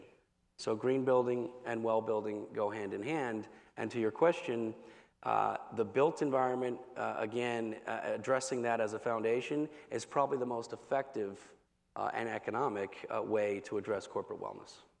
Robert, again, you have a bit of an easier time with your more wellness-oriented company, but are there any compelling statistics that you use that you haven't mentioned? Not specific numbers, but the body of evidence that is through the Dietary Guidelines for Americans. Actually, I came to Chobani as the head of the agency that set the Dietary Guidelines for Americans and created My Plate. And it's always helpful to be in a company where you actually are embracing and aligning with the dietary guidelines. So all the statistics on the trends for obesity and trends for diet-related illnesses are those concerns for us, not only for employees, but certainly for the communities where our products are sold. And so in integrating the need for public health, better consumer behaviors, not only in what we sort of celebrate within the company is important, and then matching that with employees really being integrated in our community engagement is a great way. And I know through all the statistics showing the trends, we do work through that kind of engagement and getting dietary guidelines information out there. Nancy, could you hone in a little bit more? I was interested again on the fact that it's this part of your job. As the Chief Diversity Officer, what are you exactly doing, and, Yes. and how did? Yes, I'm a partner to the Chief Medical Officer. Okay. So we have a Chief Medical Officer, Dr. Wayne Burton, and we partner together, as do several parts of HR, to be quite honest, and also leaders across the organization. So what we're doing is looking for sharing information, right, about our employees in different geographies, not individual, but obviously at the aggregate level, to say, here's some ideas. I'll give you an example. Millennials make up 52% of our workforce, and that number obviously just continues to rise. And so one of the things that we're partnering with Benefits and Dr. Wayne Burton's office is to identify external partners that can help us deliver things to our employees that are important, particularly if we talk about millennials, for example, financial well-being. We have a partnership with community health charities that brings a lot of information into us that we can distribute to our employees. And again, they care about things, not just about their medical well-being, but their mental well-being and their financial well-being. And so it's figuring out how to create a holistic approach, to bring to our employees through the Chief Medical Officer's office. But it's a partnership. And I'm glad you mentioned millennials. I actually co-authored a book a few years ago on that. And employee retention is difficult, whereas we used to think that, people, why not worth 20 years at a company, which I have, but 5 years can be a lot. I mean, I'm wondering if both of you have had the experience that this has really increased retention. Do you think that your whole wellness approach, maybe turn to Robert first? I think that's it. It's a mixture of things, definitely. Certainly how we, here again, as a food company, celebrate food. We've done it right. We create and craft a product that's out there for anyone to see in terms of transparency and trust. We've built that shared values approach with the outer community, but we've done that within as well. So ultimately, we hope to have the same passion we do for the folks that are in the company, understanding how a healthful food fits their dietary patterns. And that's the same kind of message that they can deliver as ambassadors to the community outside as well. And Nancy, has your retention increased or does it still go down because there are more millennials? It's interesting. There's a lot of factors that obviously go into retention, but what we do hear from all of our employees actually is that they appreciate and feel respected by the fact the company does have this approach and that we are bringing in information to share with them. We see this as one of our top priorities as a company. So again, it's not just human resources that cares about this, but a lot of our leaders who go out and share their stories around, whether it's getting more sleep or the fact that they've taken up an exercise program, et cetera, to set that role model for them. And so we know that there are higher engaged employees.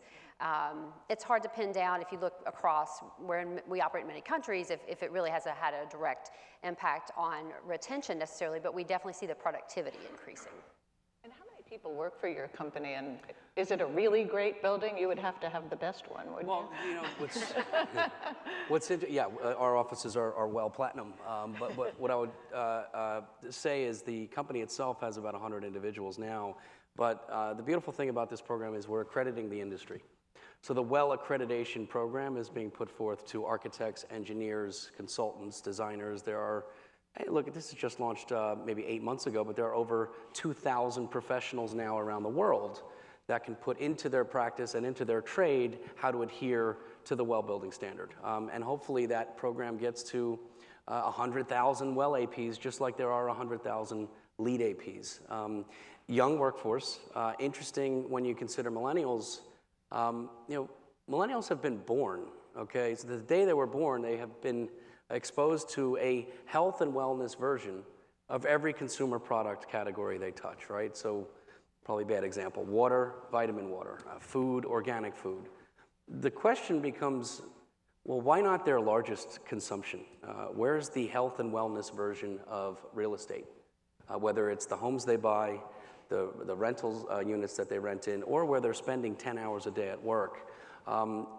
It's tough to actually measure in these early days the retention aspects, but I can tell you if you want a good example of evidence that that people care, and particularly millennials care about what type of space they're spending their time in. Across the multifamily residential and hotel programming and single-family home programming that are infused with the principles of the well building standard, we are already seeing rental premiums of anywhere between 8 and 26%, okay, that folks are paying for wellness-infused real estate versus not. So that's a good early indication that these millennials are going to care if their office is well certified or not. The lady does have the mic now, so I'm sorry. Go ahead. Yes, hi. My name is Mary Pope, and I'm with Real Food for Kids. And we are a nonprofit that is working with school food. We're trying to elevate the quality and quantity of food in our schools.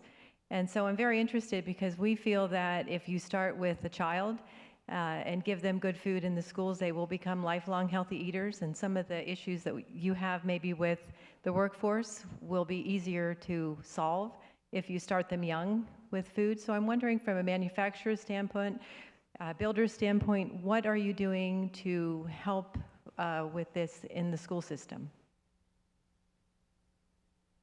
Are you in the school system? Actually, yes, Chobani is in the school system. We were one of the folks that benefited from the original decision by USDA, their Food and Nutrition Service, to include yogurt in school meal program as a meat or meat alternate. So it's about 3 years now, and we are happy to be there. This is where you build and learn healthy habits early. Hopefully then they become lifelong habits, and we're definitely aligned with that as a company. So yes, we're in there as a meat alternate choice. And by the way, there are only 2 dairy choices, so we become one of them as another protein source.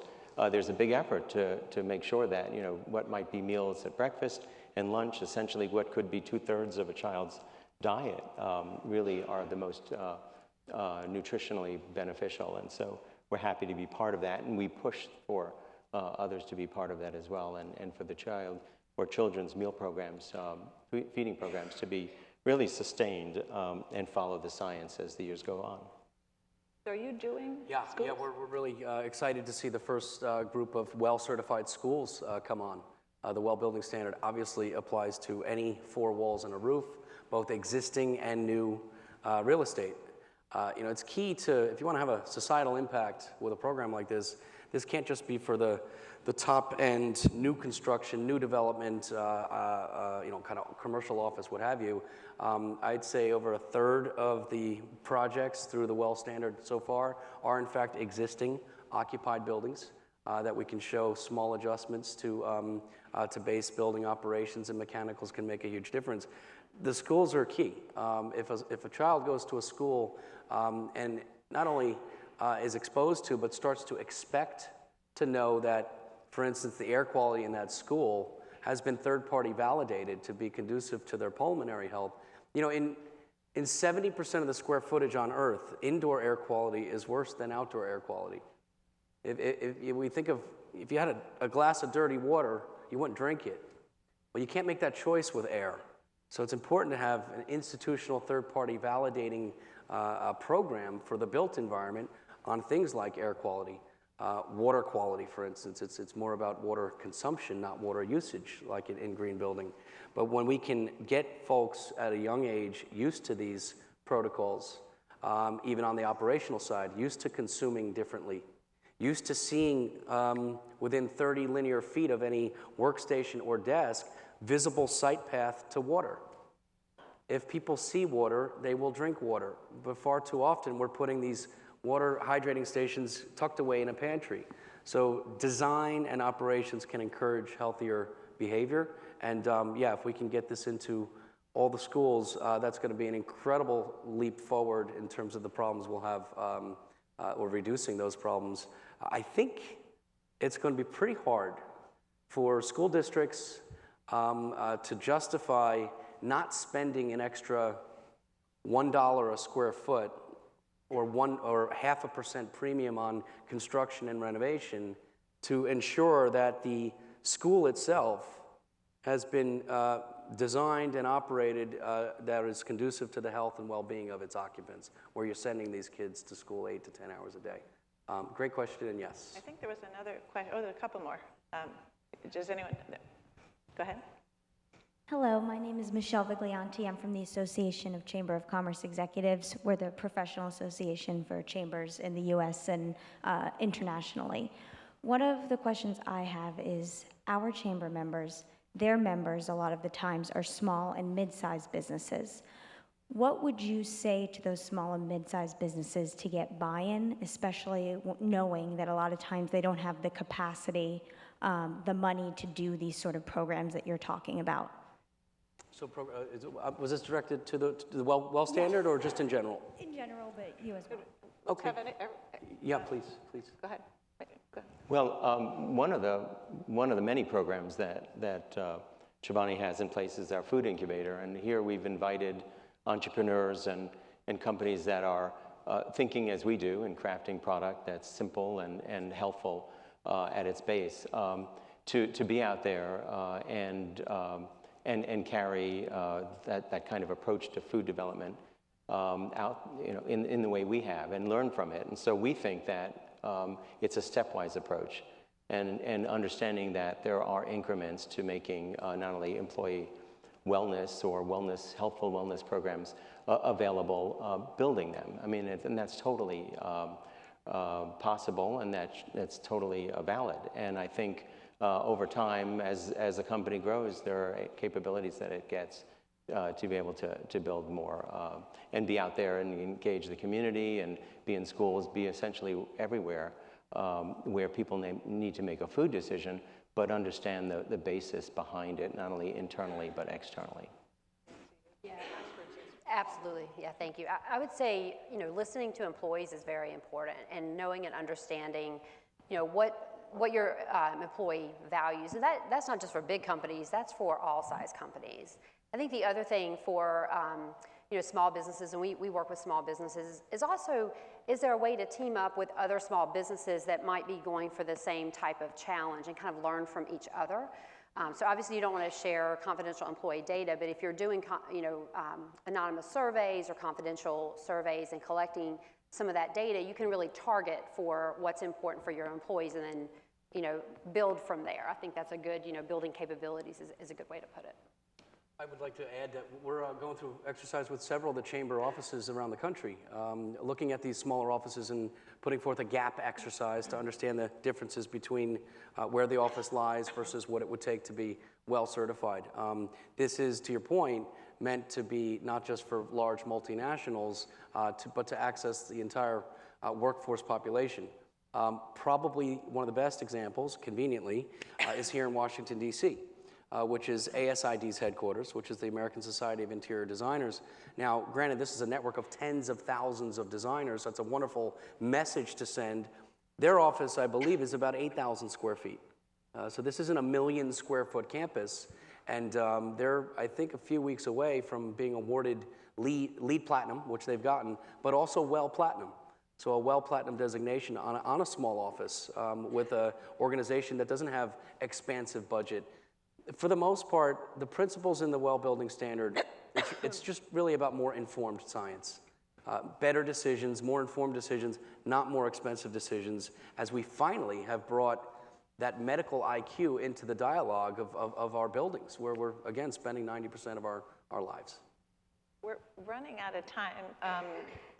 Is there time for, I was going to let you do wrap-up comments, but go ahead and, actually, can we give the person in back a chance, and then you, go ahead. I'm so sorry. Good afternoon. My name is Carolyn Alexander, and the name of my company, I'm the president of Momease. That's spelled M-O-M-E-A-S-E. And we work with we work with expected parents to transition them into becoming new parents. Any new parents here? 0 to 1, 0 to 2? What about 0 to teenagers? Okay, there you go. So my question has to do with childcare, and more with looking at the well business or the well centers you're talking about. Are you guys planning on having a facility for childcare? Because that's one of the biggest issues that I think a lot of new and expected parents are running into. There's not enough facilities for especially newborns. And the second part of my question has to do with lactation services. What we find is a lot of expectant mothers are still going into bathrooms when they're doing any kind of lactation, and we really need to make sure that we have certain well centers for childcare and also for lactation. And we'll have to do kind of quick, who feels that they really want to address it? Well, American Express offers both childcare and lactation rooms, but you know, I think a lot of even large companies are going through the journey, particularly from a real estate perspective, where you know a lot of people kind of crammed into a small space, but there has to be avocation, and I think if you go and talk to especially new moms, you'll get a lot of engagement and stories around increased productivity from offering these. So I think they should absolutely be required. Yeah, well, the standard has operational protocols, a lot of touch on prenatal, postnatal, maternity, paternity considerations, HR policies, what have you. In terms of the structured environment, yes, quiet zones, separation zones, what have you. So those types of elements are absolutely involved. I think we have time for the gentleman to ask a quick question with quick answers. Well, first of all, congratulations, Paul. We've been to CBRE's global headquarters a bunch of times, and it's fantastic. I just wanted to know if you all followed Arianna Huffington and do entry interviews, as she said, for candidates. I love that idea. Yeah, it's great. We have an onboarding, but you know, I wrote a couple of things down today. I was like, okay, we need to do entry because it's a great way to collect information around how are people feeling about not just what you're offering, but how do they feel as being onboarded to the organization. I thought it was a great idea. It'd be good to find out what they said at their last exit interview. Exactly. Too. Why did they leave their last company? That's exactly right. Just quickly. Our company as well does this effort to, probably not as exhaustive as we heard, but heading in that direction so that onboarding is an important part. And then checking along the way with employees over time is another one. We do surveys. We have been certified as a great place to work, for example. We do find a lot of other tools that will help us understand what our employees are needing, certainly in the health and wellness space. I would conclude with, just to answer that, there's a significant onboarding element to the well building standard. It's one thing to address the built environment, the operational environment, but if the employees don't know or they're not engaged, that's not going to do any good. So a significant part of this is once a space becomes well certified, and Arianna, that's an incredible idea with an entry interview. This is really along the lines of an entry dialogue on and around a person's built environment and operational protocols and exactly what the company is doing that is good for them. So going through each of the 100 features and demonstrating why that corporation has done what it's done to be conducive to that person's health. If an employee knows that the lighting in their office, okay, for instance, the right temperature, lux, and hue is going to impact how they sleep at night, that's a lifestyle impact. And they're going to start to think differently about how their employee takes care of them mechanically and scientifically through the built environment because it's going to impact them outside of work. Great. Well, thank you, all three of you, so much for joining us. Thank you. Let's keep that applause going for Jane there, if you would, please. Thank you, Jane. Thank you, Paul. Thank you, Robert, for a terrific panel. We're so glad that you guys could share all of your insights. Folks, now we have something really very special. You know, we heard earlier today from Arianna about how important it is to really be focused and to pay attention to our body rhythms and to our sleep. And our days are filled with so much frenetic energy, we often forget to just simply focus and breathe. To help us practice, I'm so honored that we can be joined by Dr. Francoise Adan, the medical director of University Hospitals Connor Integrative Health Network. University Hospitals was a great partner for us in our Cleveland Forum.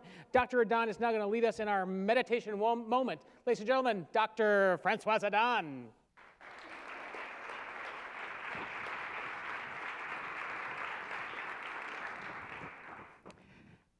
Good afternoon. I'm thrilled to be here with you today. As we know, it really takes a community to achieve optimal health. So I work in a hospital, and I know for sure that nothing is more contagious than emotions. And we are turning out the lights, so we are going to be in a even easier meditation mode. But I want to make some remarks before I'm guiding you through a meditation exercise. So I've been a physician for about 25 years. I started my career as a family medicine physician, then went to psychiatry. So I've always been a mind and body physician. And then, as it was not enough, I also learned a lot of complementary and alternative techniques. And really understanding after 25 years that if I want to really make a big impact on health is helping people to manage their stress. We teach what we need to learn. There is no coincidence. And I've really spent the last few years of my life helping people to build resilience and to manage their stress. Stress, unmanaged stress, makes anything worse, from a headache to diabetes to cardiovascular disease. And I don't know about you, but when I don't manage my stress well, I become this person that I really don't like. I'm cynical, I'm judgmental, I'm impatient. Not only I also don't sleep well, and I have tension in my back, but I lose my sense of humor. I take everything personally. I'm definitely not as creative. Basically becoming someone I don't like, and I'm not a good employee. I'm definitely not a great leader, and probably not a good friend or mom.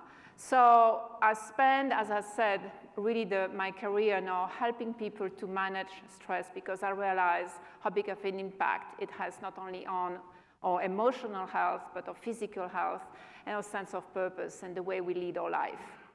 So I am going to guide you to an exercise of guided imagery, a form of meditation. Now, no panic. If there is the first time you're doing this, relax. There is no way you can now do this right. And since the light is absolutely down, nobody's going to watch anyway.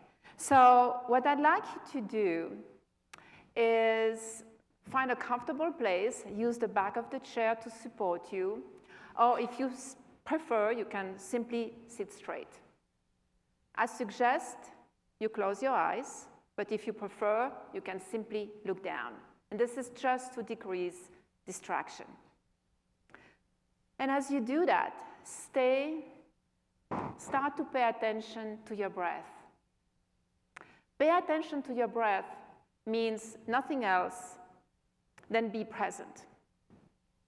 We all have a lot of things to do and many places to be. But this afternoon, we decide at this present moment, there is absolutely nothing else to do and no other place to be. Pay attention to your breath as it goes in and out your nose. You don't need to change anything. Imagine that you are receiving a gift. Imagine that the universe is doing CPR on you. And let's practice a compassion meditation. Again, if this is the first time you're doing something like that, just dive in, drop your judgments, and know that there is no way this will not help you. You are going to be distracted by noise, by thoughts, by judgment, but gently, over and over again, bring your attention back to my words. Bring an image of yourself into your mind's eyes. Maybe it's the way you look now, maybe it's the way you look when you were younger. And repeat the simple affirmation. May you be free of suffering. May you find peace. May you be free of suffering. May you find peace. Think of your loved ones, your very special, dearest one. See if you can see them right there in front of you. May you be free of suffering.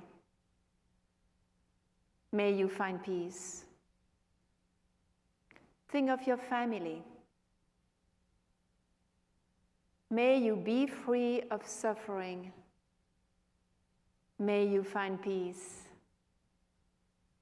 Make sure you keep breathing effortlessly, that your shoulders are dropped, and that you are leaving a little space between your jaws. Think of your community, the people you work with, maybe exercise with, volunteer with, maybe go to school with, worship with, your people.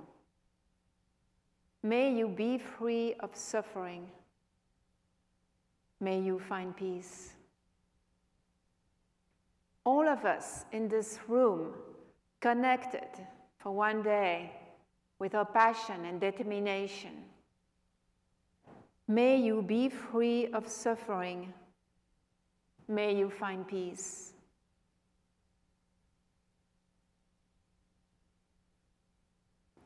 Now, if there is someone who has hurt you or annoyed you, see if you can also think of her or him, possibly even looking at his eyes.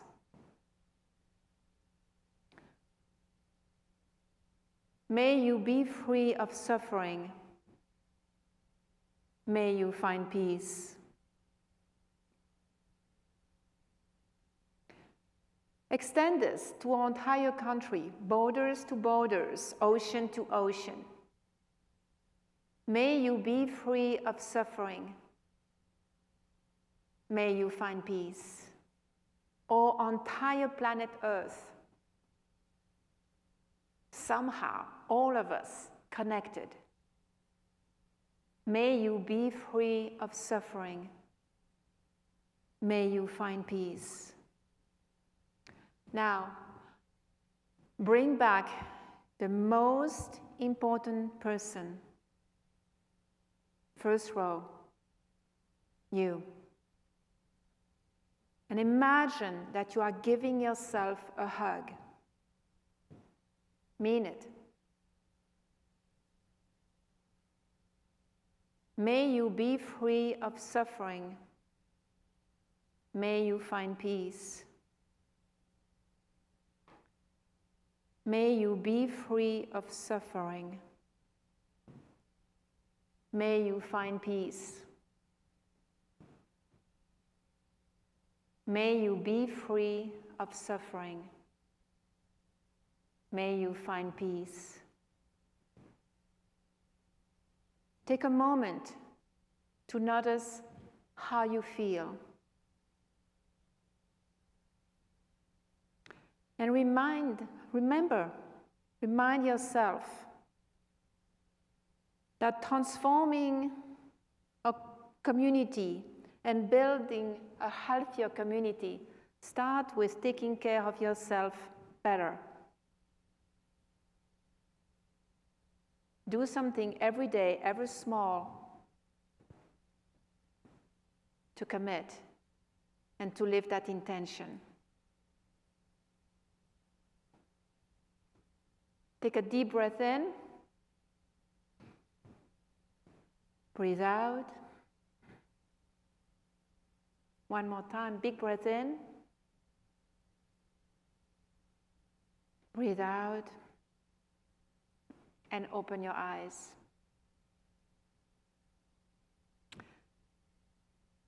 Great. So guided imagery is a very easy way to meditate, one of my favorite forms of stress management and relaxation technique. One more statistics I'm leaving you with is that more than 80% of visits to primary care are due to conditions that are either caused or exacerbated by stress.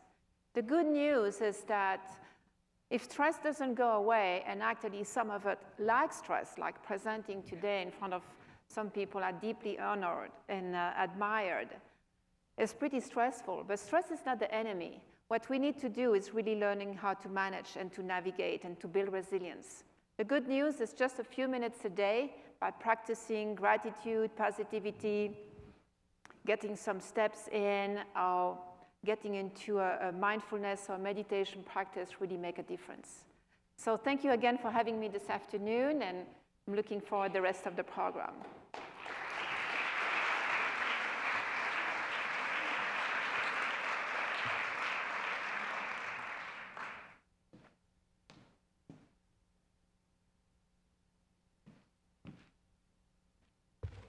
Thank you, Dr. Adan. We all know that meditation has been practiced for thousands of years to promote well-being, but you've really made the business case. I feel so rejuvenated. It's the consistency that I often struggle with. Just a reminder that Dr. Adan's Meditation Moment CD is in the participant bags that you can take when you exit this evening. Thank you, UH Hospitals Cleveland, for so generously providing these in our bags. Now it is my honor to introduce the Honorable Vice Admiral Vivek Murthy, Surgeon General of the United States, who is the 19th U.S. Surgeon General. As the nation's doctor, Dr. Murthy is responsible for communicating the best available scientific information to the public regarding ways to improve personal and public health. He also oversees the operations of the U.S. Public Health Service Commission Corps, comprised of approximately 6,700 uniformed health officers who serve in nearly 800 locations around the world to promote, protect, and advance the health and safety of our nation and our world.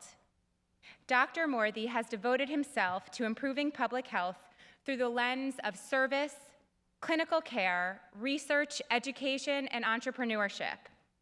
The son of immigrants from India, Dr. Murthy discovered a love for the art of healing early in his childhood while spending time in his father's medical clinic in Miami, Florida. As a clinician educator, Dr. Murthy has cared for thousands of patients and trained hundreds of residents and medical students. He regards his caring of patients as the greatest privilege of his life. We are thrilled Dr. Murthy could join us today for a fireside chat with Richard Crispin, our event moderator. Ladies and gentlemen, please help me in welcoming the U.S. Surgeon General, Dr. Vivek Murthy.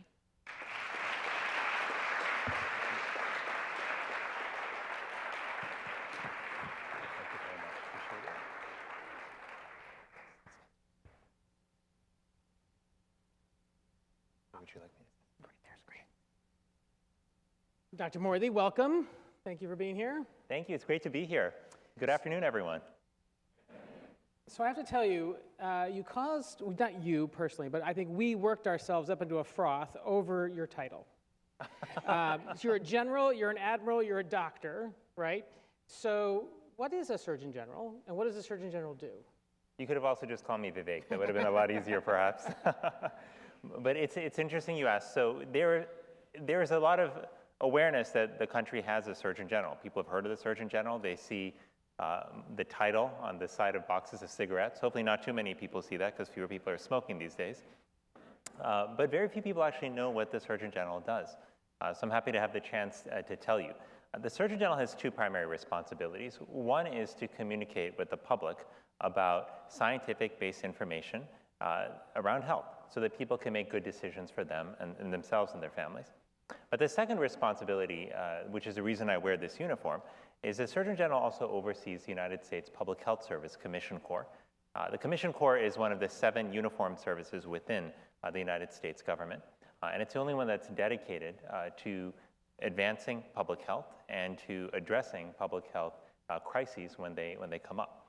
And we have officers who not only serve in public health roles in their day-to-day job, but they also deploy during times of emergency, as we had with Zika recently, with Ebola before that, and with natural disasters like hurricanes, tornadoes, and earthquakes.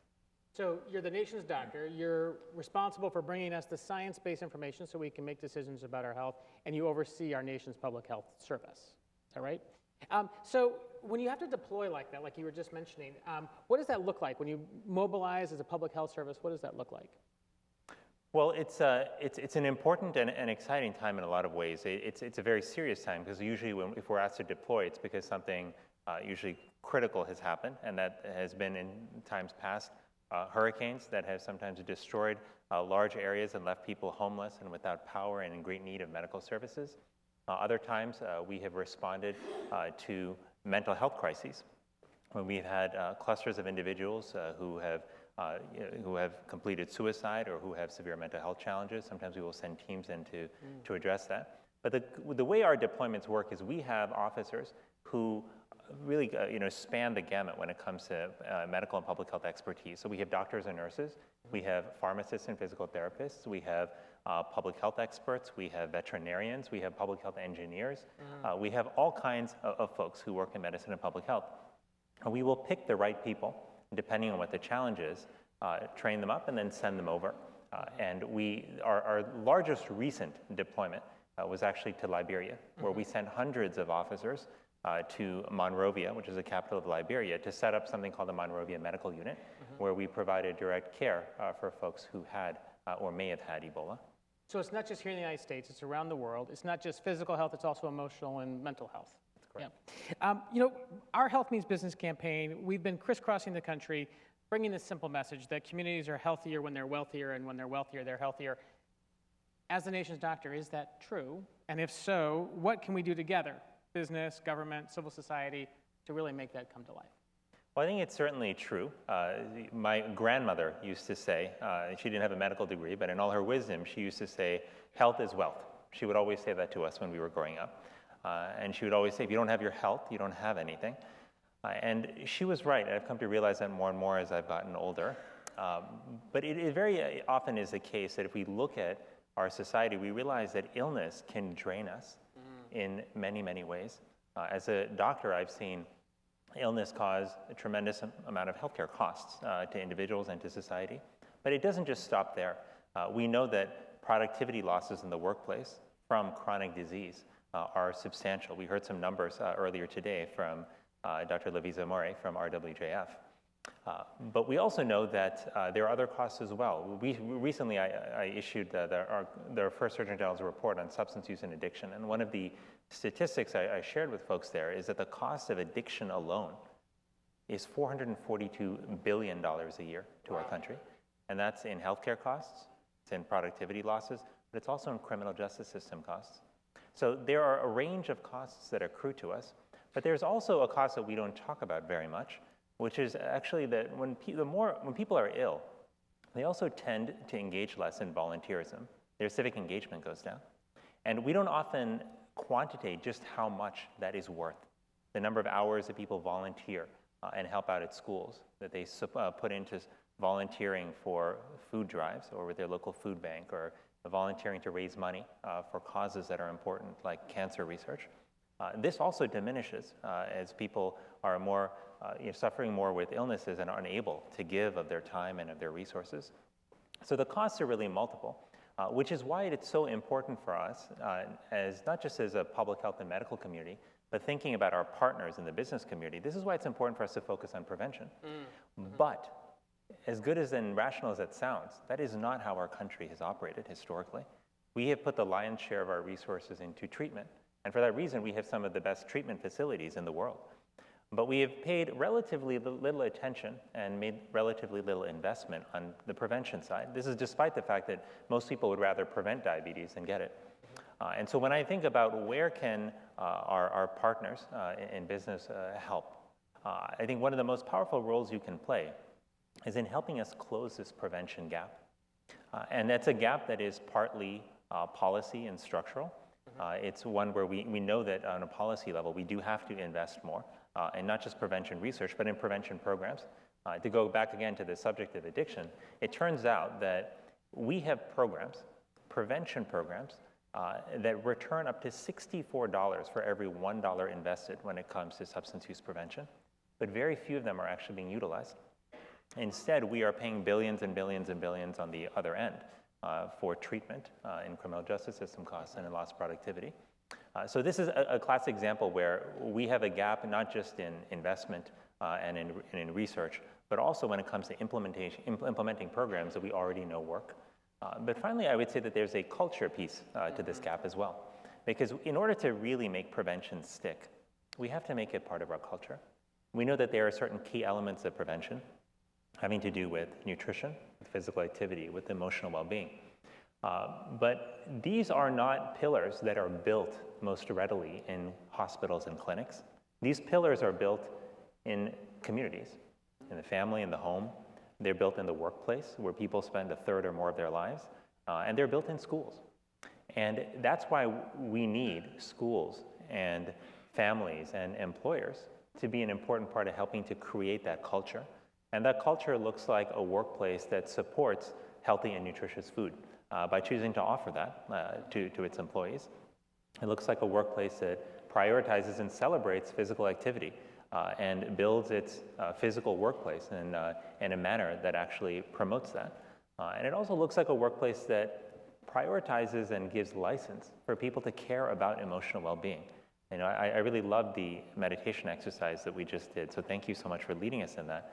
That put me in a very good place. And I'll tell you that in our office, that we have, many of us actually meditate, and we often meditate together, and because we find that it has actually helped us in our day-to-day function as well. But there are a lot of workplaces where it would be thought of as weird or strange to focus on tools that help to relieve stress. And that's a taboo that employers can help to remove. That's also ultimately a culture shift that we have to make. So let's talk about that a little bit more, though. If you mentioned prevention policy, big P, public policy, and you're talking about also a culture of prevention in the workplace. Beyond those, you gave some really great examples there, but are there other specific small P policies that you'd like to see changed in the workplace, or other things that you'd like to see employers do that would help make those things all easier and really come to life? Well, sure. So when it comes to workplace policies, I mentioned food very briefly, but you know, for a lot of folks, what's in the workplace cafeteria and in the vending machines really determines what they eat, especially if they're there long hours and they're looking for a quick snack. So to the extent that you can not only make healthy options available, but also affordable, to that extent we can actually help increase the uptake of healthy fruits and vegetables and other healthy foods. And we know that diet has a profound impact on chronic diseases like diabetes and heart disease and cancer. When it comes to physical activity, you might think that if you can just get people to walk a little bit more in the workplace, is that really going to make that much of a difference? Well, it turns out it actually will. I know the J&J has done some interesting work looking at how much sedentary time people spend on average in the workplace. It's over 9 hours. But it turns out that you don't need a lot of physical activity to get a health impact. Just 22 minutes a day, in fact, of brisk walking can translate to a 30% reduction in diabetes risk.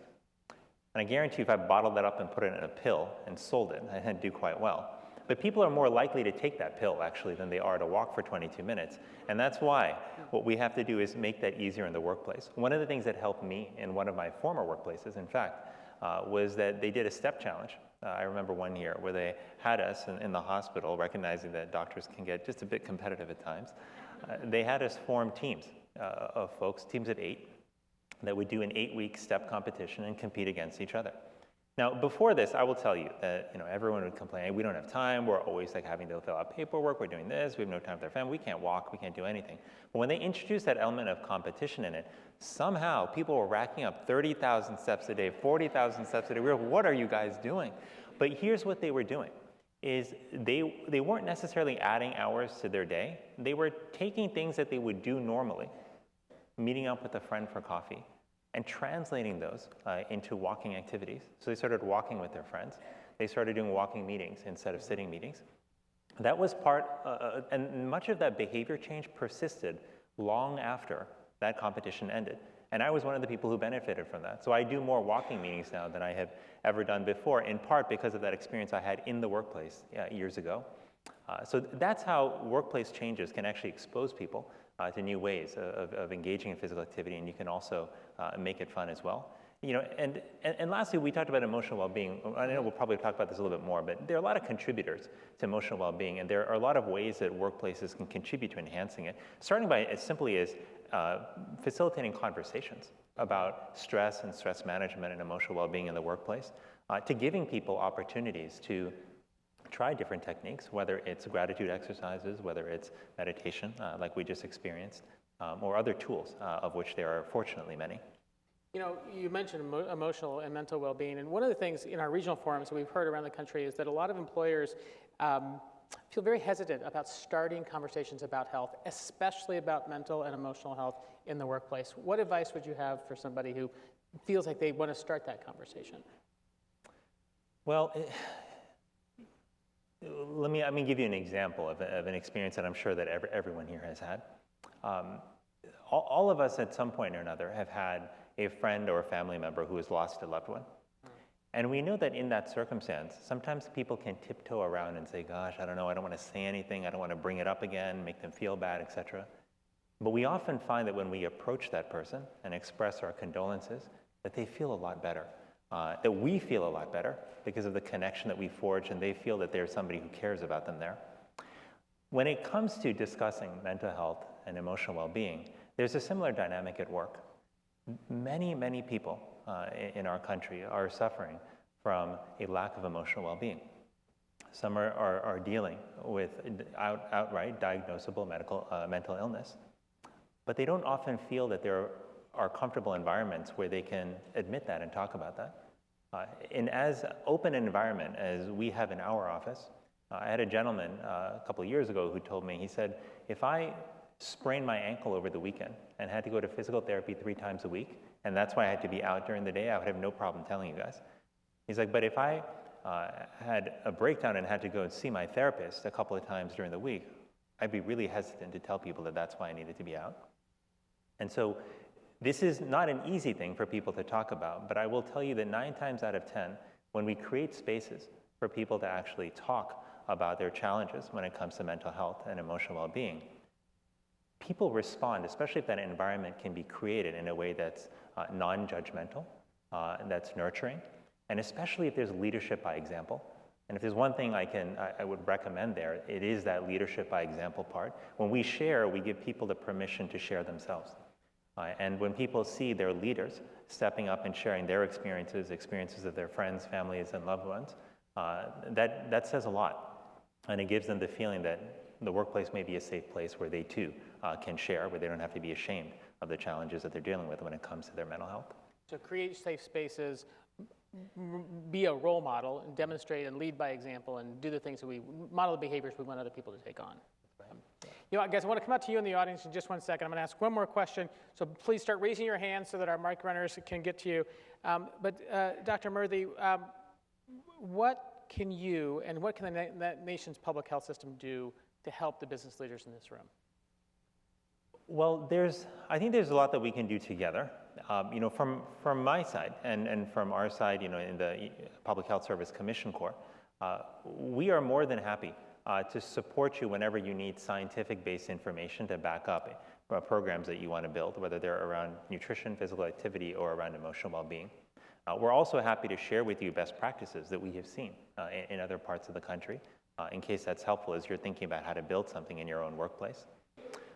But there are many things that you can do, I think, that will make an extraordinary difference. And just a few, some of which you've mentioned that I just want to summarize, is number one, to the extent that you're able to make the workplace, your workplace, a model for good health and for prevention, is the extent to which you can influence people's lives, not just in the workplace, but also what they do when they go back into their communities.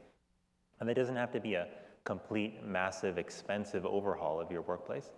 It could start with one simple thing, getting people to go on walks, putting up signs that direct people or encourage people to take the stairs or to walk together, stepping up as a leader to do more walking meetings with your colleagues. That helps to set an example of how we can lead and operate in a way that supports our health. So making your workplace a model of good health is one.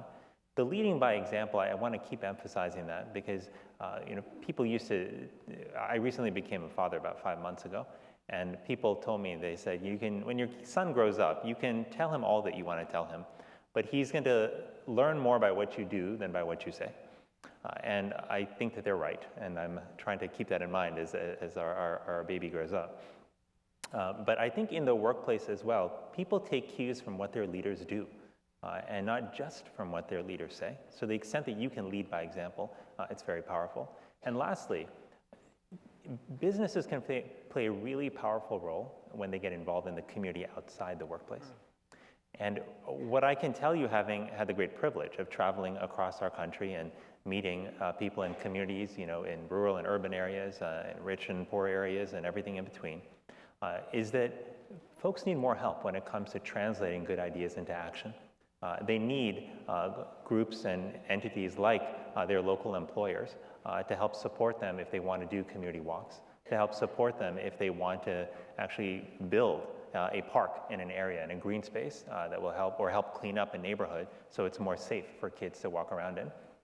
And some of these basic things that you and I may take for granted, the ability to go out for a walk after dinner, the ability to go to the grocery store and get some healthy food. These are things that a lot of people can't take for granted.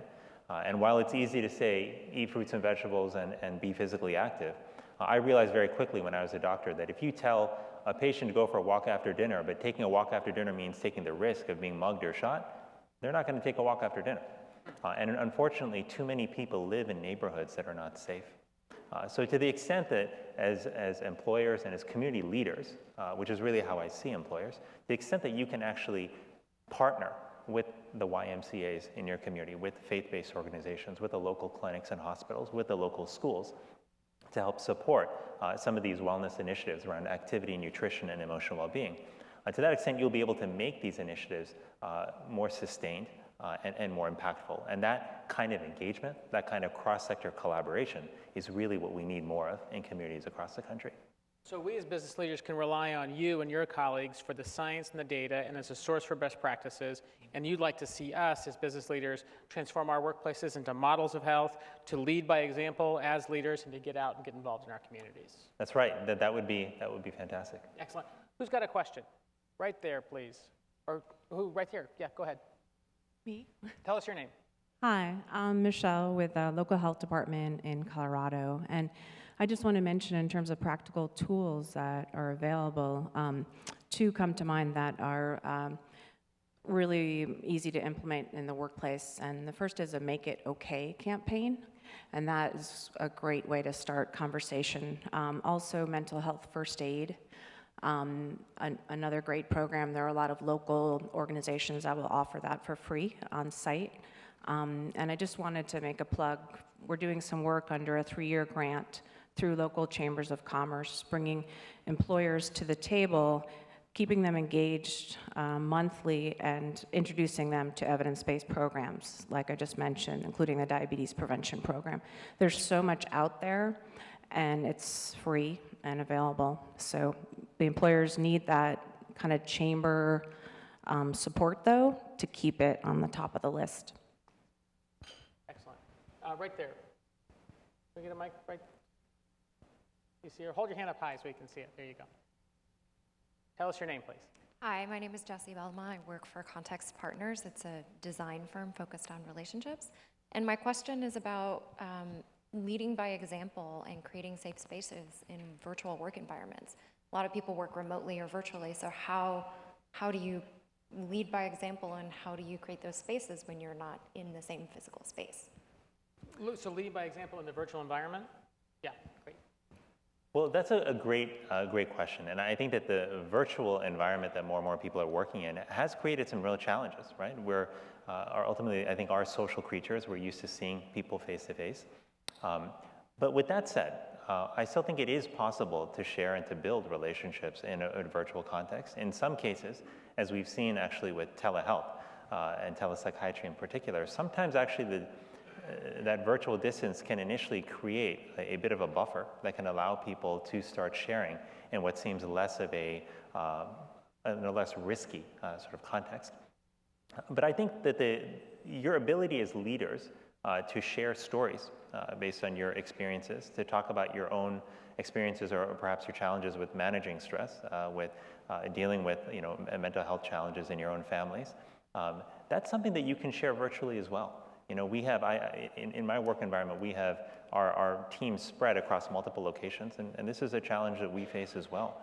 But we have found that there is not only a lot that you can do virtually in terms of sharing stories, but that if you can combine that with the periodic face-to-face to really cement that connection, that's really valuable. I do think that some face-to-face is essential in this. And I do want to say a word about social connection, since that seems like the space that your company works in. I talked about the importance of emotional well-being, and I did that because I have realized that emotional well-being is a largely untapped but extraordinarily important pillar for improving health. One that we don't think about that as often as we do about nutrition and activity, but one which is just as, if not more powerful. While there are a number of ways that we can build emotional well-being, one of the most powerful is actually social connection. And what concerns me deeply is that there's a great deal of isolation in our country. People used to ask me when I was practicing medicine up in Boston, what's the most common disease that you see? Is it diabetes? Is it cancer? Is it heart disease? And I'd said I would often say it's none of those. It's isolation. That's the most common illness that I see. And isolation is deadly. In fact, people who are lonely and isolated die earlier. Their rates of premature death are twice as high as people who are not isolated. The risk of loneliness to your mortality is similar to the risk of smoking cigarettes or obesity. That's just how powerful social connection and the flip of that, which is loneliness and disconnection, actually are. So as we think about that, that means that all of us actually have the power and the tools to save lives if we can help build social connection. That means that bridging the growing gaps in isolation that we are seeing in our country are becoming all the more important for health reasons and as well as for civic engagement reasons. In the 1980s, 20% of people of adults said that they experienced loneliness. That number has now grown to 40%. So despite the growth in social technology that we have, that has not necessarily translated to people feeling that they have more higher quality, meaningful connections across the board. It hasn't translated into the kind of social connection that can ultimately lead to better health. But this is a time where we have to bridge that gap because lives literally do depend on it. And when I think about what are some of the greatest barriers to us being able to accomplish more and more as a country, this really stands out as one of them, is our ability to address a growing gap in emotional well-being, driven in part by a growing experience of isolation and loneliness. But you don't need a special degree or you don't have to have gone to medical school to be able to help build social connection. We can do that in our workplace. We can do that in our schools. We can do that in our communities at large. And the more we're able to take that upon ourselves and recognize that that connection is not only good for our health, but the foundation on which we build everything else in our society and our country, to that extent, we'll be able to create a healthier and stronger country for ourselves and for our kids. So when we think about the virtual environment, and as many of us start working more and more in that virtual environment, we need to really pay attention to the value of social connection, think about how we can bridge that, and use the power of stories, personal stories, to help create that social connection and really find ways to periodically interact face-to-face in our virtual workplaces, but also really as a whole nation, thinking about how we bring each other together. Yep. That's right. You are really good at summarizing all these things. I'm telling you, this is very impressive. Well, I'm afraid we're going to have to leave it there. Dr. Vivek Murthy, thank you so much for spending time with us today. Really appreciate it. Thank you. Really great.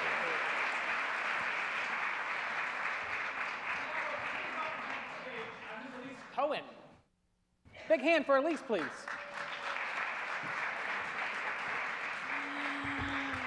Thank you, Richard. Thank you, Dr. Murthy. We are so fortunate to have Dr. Murthy as our Surgeon General. Now I'd like to introduce someone whose leadership and personal story inspires me every day.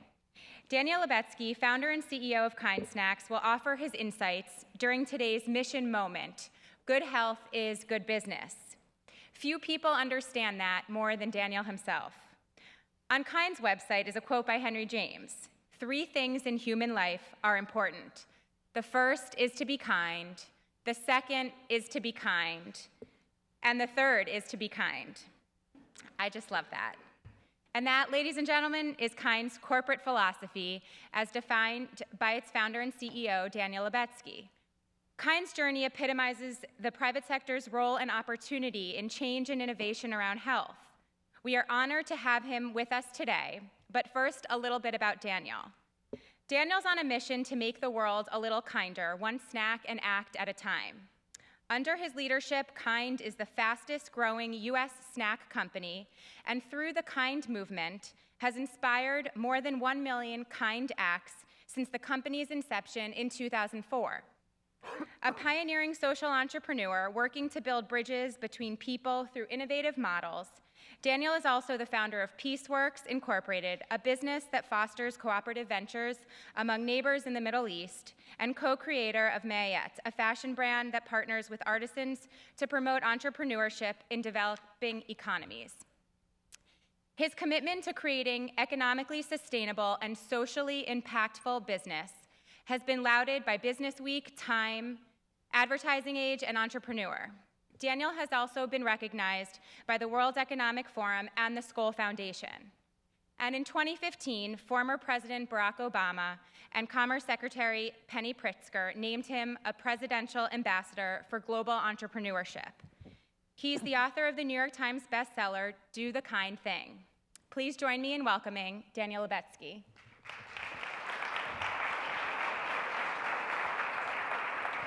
Thanks, Elise. Thank you, guys. As Elise mentioned, I was first the founder of a company called Peaceworks. And hi, Michael. What's interesting about Peaceworks, it's a company that tries to bring Israeli, Palestinian, Egyptian, Turkish, and Jordanian people to work together through commerce, to use business as a force for social change. But it was founded by a confused Mexican Jew trying to get all these people together. And if that wasn't confusing enough, our first brand, which was conceived by this genius recovering lawyer, was called Moshe Pupik and Ali Mishmunkan's world famous gourmet foods. So we made a ton of mistakes as we were getting Peaceworks off the ground, but 23, 24 years later, Peaceworks still brings neighbors together, and the force of business to shatter stereotypes and cement relationships has stood strong in spite of all the vicissitudes of the conflict. And when I founded Kind, I had been bit by the bug of Peaceworks' recognition that business can be more than a platform for making money, that it can be a platform for change in society. And when Kind was born, our mission became to do the kind thing for your body, for your taste buds, and for your world. So do the kind thing for your body is about using nutritionally rich ingredients that you can see and pronounce, or 100% of our portfolio, 100% of our products, the number one ingredient and the predominant of all of the ingredients are nutritionally rich products recommended under the dietary guidelines. Kind to your taste buds is that it has to be delicious, because otherwise people are not going to really enjoy it or buy it. And kind to your world is about inspiring kindness and celebrating people that stand up and have the courage to be kind and to stand up against bullying, stand up to solve problems, not just to be bystanders. And in today's day and age, it's about celebrating the power of empathy, of critical listening, of respect towards one another, and of building unity and bonds among each other. Now, over the course of my 20 plus years in the industry, I started observing that oftentimes special interests and industry groups would, in their zealous advocacy of their products, would forget the importance of thinking long-term and taking care of the consumer also, and thinking of their communities. And there seems to be a social contract that companies have with their consumers, and our brands are that seal of approval that ensures that we are responsible. And most times companies recognize that if they do anything abusive, their brands are going to pay for it and the consumer is going to lose trust in them. With industry associations and special interests, it tends to be a little bit less of a connection, because the companies fund those groups, and then the groups maybe are more overzealous and sometimes exaggerate their claims to such degree that they really cause harm to society. And a perfect example of that extraordinary access we learned about this last fall, when several news organizations uncovered that the sugar industry for 60 years had deflected attention and hidden data that proved the deleterious impact of sugar, and actually they paid scientists to point the attention against fat and to try to point the finger at fat and deflect attention from sugars. And it doesn't make it that fats are perfect and sugars are the devil. It just highlights the point that time and again, special interests sometimes are overzealous and exaggerate their claims and are narrow-minded and short-term-minded in their approach. When you think about what has happened for over 60 years, the impact that it has had on untold lives, on millions of people, it's really, really upsetting. My wife is a nephrologist. And when I first met her, I'm like, wow, this woman's a nephrologist. I don't know that I want to be dating someone that deals with dead bodies. And she's like, no, idiot, that's a necrologist. I'm a nephrologist. A nephrologist deals with kidneys. So my wife is a kidney doctor. And nothing wrong if anybody's a necrologist. I'm sure you should date them. Don't stop dating them. They're doing an important job in life. But you know, my wife talks to me about the horrible things that our society is experiencing with the diabetes and obesity epidemic, and the thought that it took 60 years for us to uncover these abuses, and we're probably going to be paying for this for decades longer because the impact has already been had on generations, and the effort that it's going to take to educate the public and to bring the food community away from empty calories and, you know, where sugar is the #1 ingredient into more nutritious stuff, it's going to take a long, long time. And it shouldn't take 60 years for us to expose lies. It shouldn't happen in the first place, but if it happens, we should find a way for society to expose that faster. So I've been thinking about this for a long time, and I'm very proud to announce today that I'm going to seed the creation of an organization called Feed the Truth. And I'm seeding it, and then I'm separating myself from it completely so I don't interfere with its work. I'm donating $25 million over the next 10 years, which for me is a big commitment. My father used to say that philanthropy should hurt a little bit, so it's, believe me, my wife made me feel that last night when she said, "What are you doing?" But it's a commitment where we're giving $5 million for the first 2 years, and then thereafter, every year, another $2.5 million. So over the next 10 years, it will be $25 million. And other than me seeding the organization and announcing a selection committee, myself and Kind will be completely uninvolved in the governance and activities of the organization so that it can only represent the public. A selection committee has very generously agreed to volunteer their time to appoint a board so that I will have no involvement even with the appointment of the board. Michael Jacobson, who's somewhere here, the head of the CSPI, and Marion Nessel, the esteemed professor at NYU, and Deb Eschemeyer, who was one of the leaders from the Let's Move organization, whose connection is unassailable integrity for all of those three professionals, are going to be the ones tasked with appointing a board, which in turn will identify an executive director and then identify all of the policies and focuses for Feed the Truth to pursue. So directionally, I can tell you what we think and envision this organization could do, but it will be ultimately to that board and that director to decide what it does.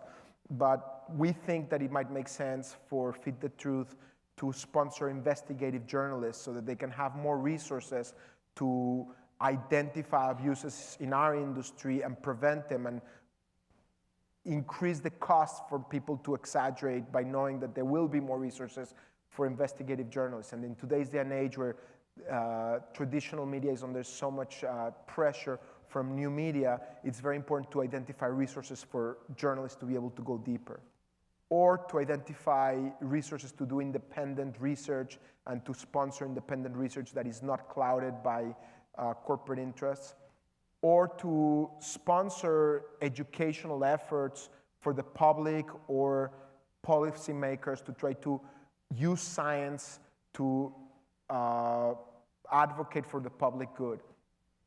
Or they might decide to do something else, but along the general guidelines of ensuring that science and nutrition are meant first and foremost to advance the social good and the good of consumers.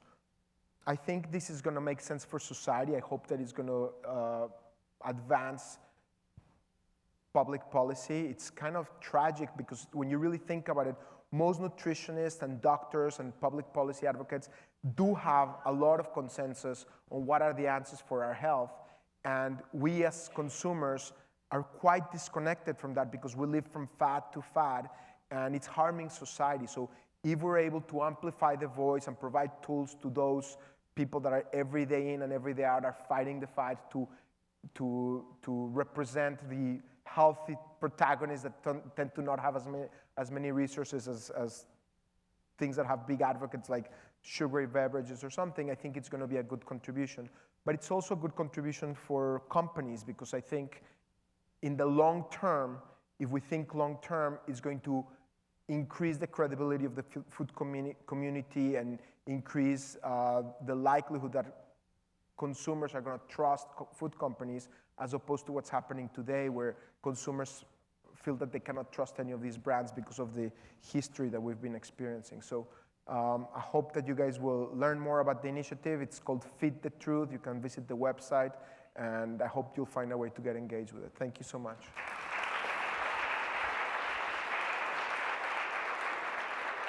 Thank you so much. Thank you, Daniel. Thank you for sharing such a great set of examples and wonderful insights for us. It's now my pleasure to bring to you a video from Mayor Betsy Price, the mayor of Fort Worth. Greetings to all of you at the inaugural Chamber of Commerce Health Summit there in DC. We're so glad to have a chance to talk to you about why healthy communities are so critical to economic development. We know that healthy children learn better. We know healthy workers bring more productive jobs, bring a level of vibrance and excitement to a city that a Chamber of Commerce can promote as a perfect place to do business and to live. This particular healthy initiative from the Robert Wood Johnson Foundation and the U.S. Chamber of Commerce is really beginning to raise the bar. Here in Fort Worth, we've been working on it in partnership with our chamber for 4 years, whether it's our FitWorth initiative or whether it's our Blue Zones project. We're really excited about what we're seeing. We're getting positive comments from every business that's involved. I hope your experience with your Healthy City initiatives through your chamber has been equally rewarding as ours has been. Thank you to the Robert Wood Johnson Foundation for helping with these awards, to the U.S. Chamber of Commerce, and congratulations to all of you that have won the award.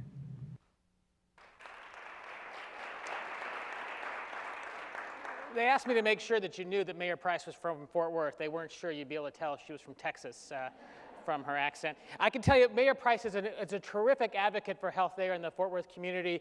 She biked to our forum. She biked to and from our forum, and she was a great advocate for telling you that you didn't have to have a perfect body to be an inspiration for health, because she's really out there trying to make sure that everybody understands that everybody can do just a little something extra every day to improve their health and the health of their communities. It's now my pleasure to introduce Marjorie Paloma. Marjorie, throughout this campaign, you've been a constant source of inspiration and insight. From your role as a senior director at the Robert Wood Johnson Foundation, you've led the foundation's efforts in cultivating strategic relationships and partnerships to advance a culture of health, and you've repeatedly demonstrated to us and to business leaders around the whole country the dedication you and the foundation have to actively engaging the business community, and that's why it's such a pleasure to welcome you to our stage. Ladies and gentlemen, Ms. Marjorie Paloma.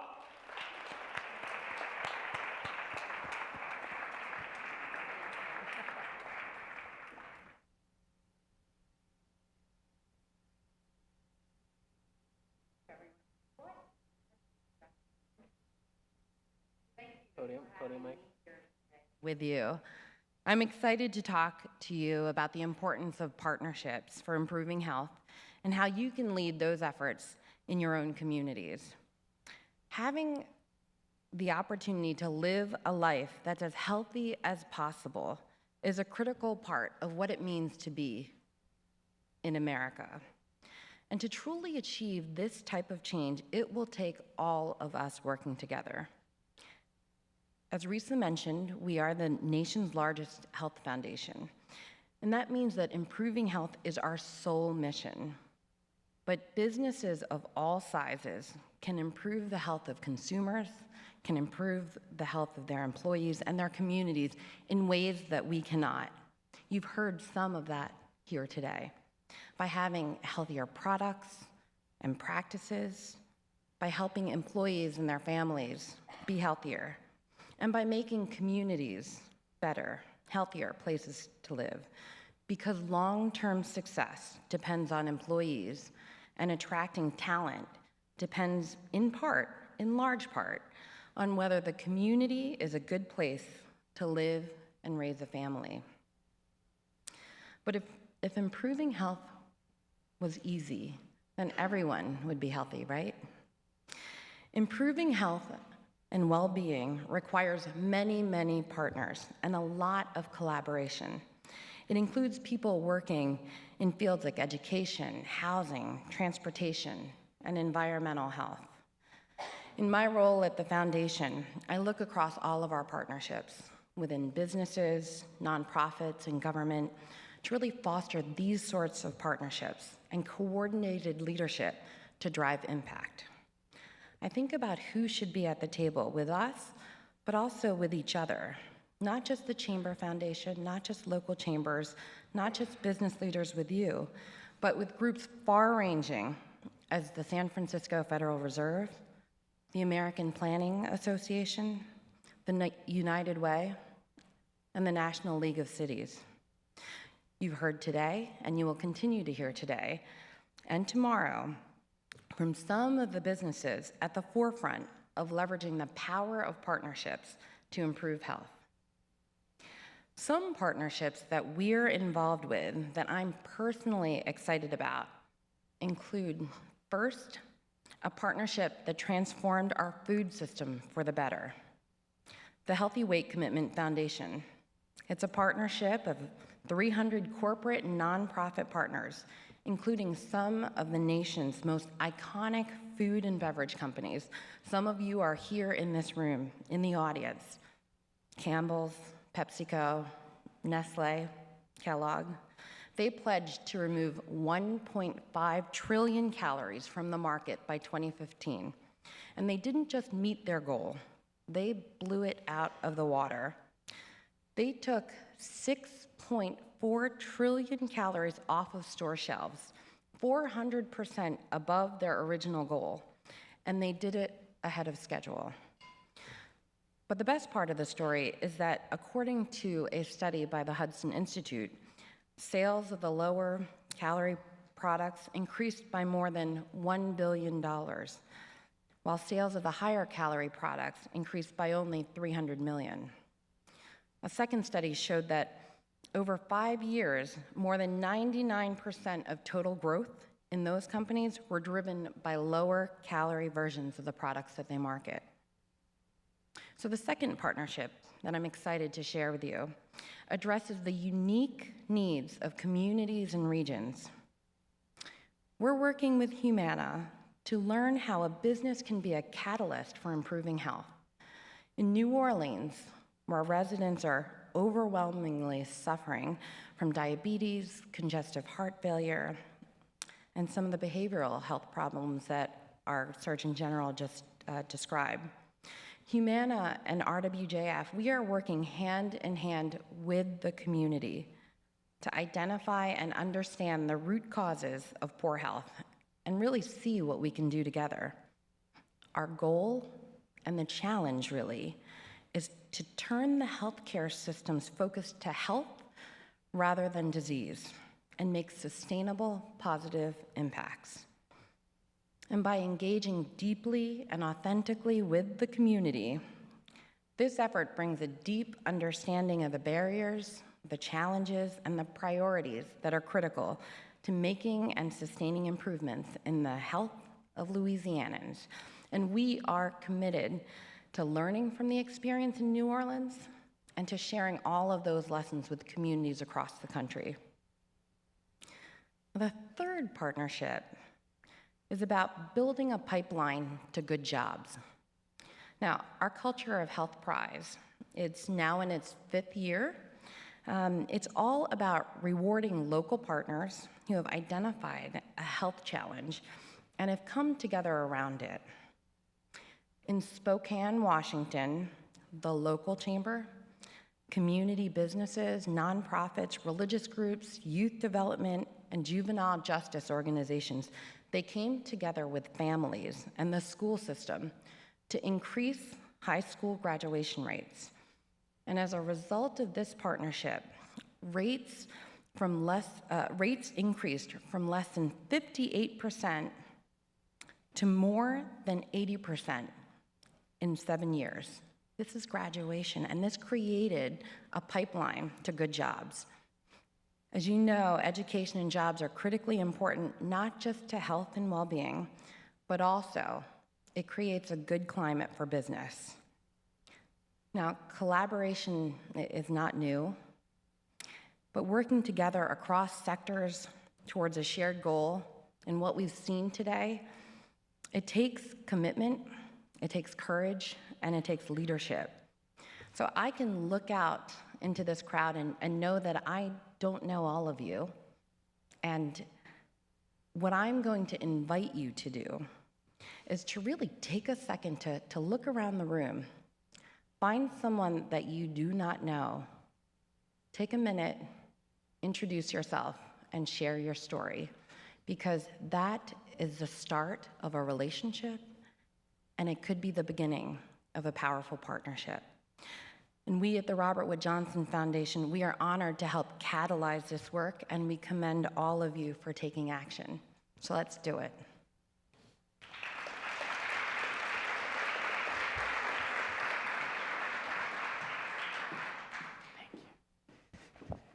Thank you so much, Marjorie. And I think that's a terrific way of kind of starting off our next section. And we're going to talk a lot about cross-sector partnerships. And it's my real honor to have with us up here to talk about working across sectors, Jackie Sharp-Womble, the Senior Manager of Health and Wellbeing at Sodexo North America.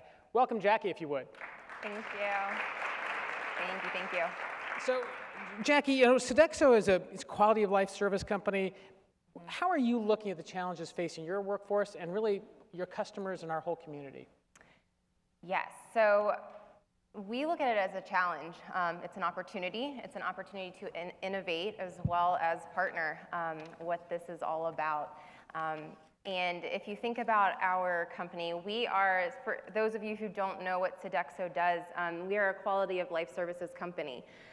And we serve 75 million consumers every single day. Wow. We are the 19th largest company in the world. So if you think about that in itself and the health issues and the power that we have just from the food that we're serving, we have a huge impact. But it's something that we can't do alone, obviously. So you have power in your product, you have power in your service, and you have power in how you can convene others. Right. Yeah. So give us some examples. What are you doing? How are you working with others in your community? Yeah. So partnerships are something that we really strive to do to make change and to really move the needle in the health and wellness area in particular. So one of the things that we are doing, we've collaborated with the Mushroom Council, where we are serving a third, the all beef burgers that they serve in schools are served with a third less fat, calories, and sodium just by replacing it with mushrooms. So the entire thing with mushrooms or just some of it? Well, a third of it. Okay, so you have a burger and a third of that is replaced from beef to mushrooms. Right. So it's KID approved, and we are serving that in over 250 school districts across the country and the ones that Sodexo serves. So just as an example of the impact that we could have, we have also collaborated and partnered with the YMCA of Central Florida. And so this is a 3-year pilot research study that we have done, and it's to really study the engagement in the workforce. We have taken Sodexo's assets and we work with clients around the country, obviously, but within Central Florida, but we don't have the ability to offer certain things in the community, so why not partner with the Y? They are very much like thinkers like we are. They're innovative, and they do great work in Central Florida, and so we have partnered to offer a lot of our health and wellness initiatives that we can offer to our own employees. We've leveraged the assets that Sodexo, or that the Y has as well, to offer it and bring it into the community. Wow. So my youngest son loves cheeseburgers. So this 1/3 mushroom burger, he's not even going to know the difference. Right, it's going to exactly. be delicious. Yeah, they love it. The kids love it. They have no idea. And you're really taking the Some may know a little bit. You're taking the advice of Dr. Morthy and going outside of your 4 walls. You're engaging with the YMCA to take the very same employee engagement programs that you offer to your employees, taking them out into the community. Exactly, because like we've heard all day today, and it's really no secret that there is no shortage of wellness programs. It's the engagement of them. So how do you drive that engagement? And one of the key things that we have found through partnering with the Y is that peer-to-peer engagement the power of that is huge. So it's just that community, it's that culture that you're creating. And we've really found a great success in our enrollment rates, showing up for biometric screenings, getting those results analyzed. We really give the credit to that peer-to-peer engagement that has helped drive those numbers. Yeah. And one of the things I'm hearing there is that you really look for ways of balancing each other's strengths. Like you've got the program, they've got the reach. That makes for a good match. Exactly, and we've also leveraged the health coaches at the YTDPP, the Diabetes Prevention Program, and then Sodexo has lifestyle management and diabetes management courses. We are the #1 employer for registered dietitians, so of course we leverage that resource into the community. So it's that cliche, relationship. A successful relationship is weak where someone else is strong, and then they offer that it's that balance. Yep. So that's kind of, not that any of us have any weaknesses to talk about, but we balance each other perfectly. We have that same goal in mind, and the logistics of it, those are things that you kind of work out on the way, but that end goal is the power that we have together to really impact the community across the whole country. So this is just a project that we're doing to see how we can expand that further. So I know we have a lot of business leaders in the audience, but we also have a lot of NGO leaders in the audience. Give them a tip. If they're thinking about wanting to partner with a company like Sodexo, what would you recommend? I think part of that is learning what Sodexo does. We do a variety of different things that I wouldn't even begin to tell you all about. I think most people know us for our food services, though. So check us out online. Sodexo Insights is a blog that gives really great insight to the services that we offer.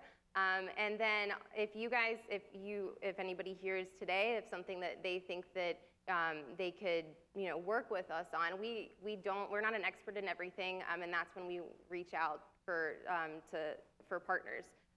So if there is anything that that there's anybody is offering and wants to tell us more about, bring it on. We're always open to hearing, new companies, new stories, really new products. We hear it all the time, and so if it makes sense, if we have the end goal in mind, or a similar goal, then we can definitely work together and make something happen. So do your research, know what you guys are up to, bring your own strengths, be able to express those really well, and look for the shared value where we can do stuff together. Yeah, absolutely. Yep, and I think being open-minded is a big one, because a lot of us, we're all here with a common goal to improve the health of the people that we serve in our communities. I think that's why we're able to have events like this. I mean, this is incredible. And so really being open to other people's strengths, being willing to compromise and meet in the middle, because making small change really does have a huge impact. I think we all want to conquer the world and conquer this obesity epidemic and, alone. But every little step makes a difference, and small changes make huge impacts. So be open-minded, think about how you can meet in the middle, and look for the small changes that can have big impacts. Absolutely. Ladies and gentlemen, Jackie Sharp-Wambo. Thank you. Thank you so much. Thanks.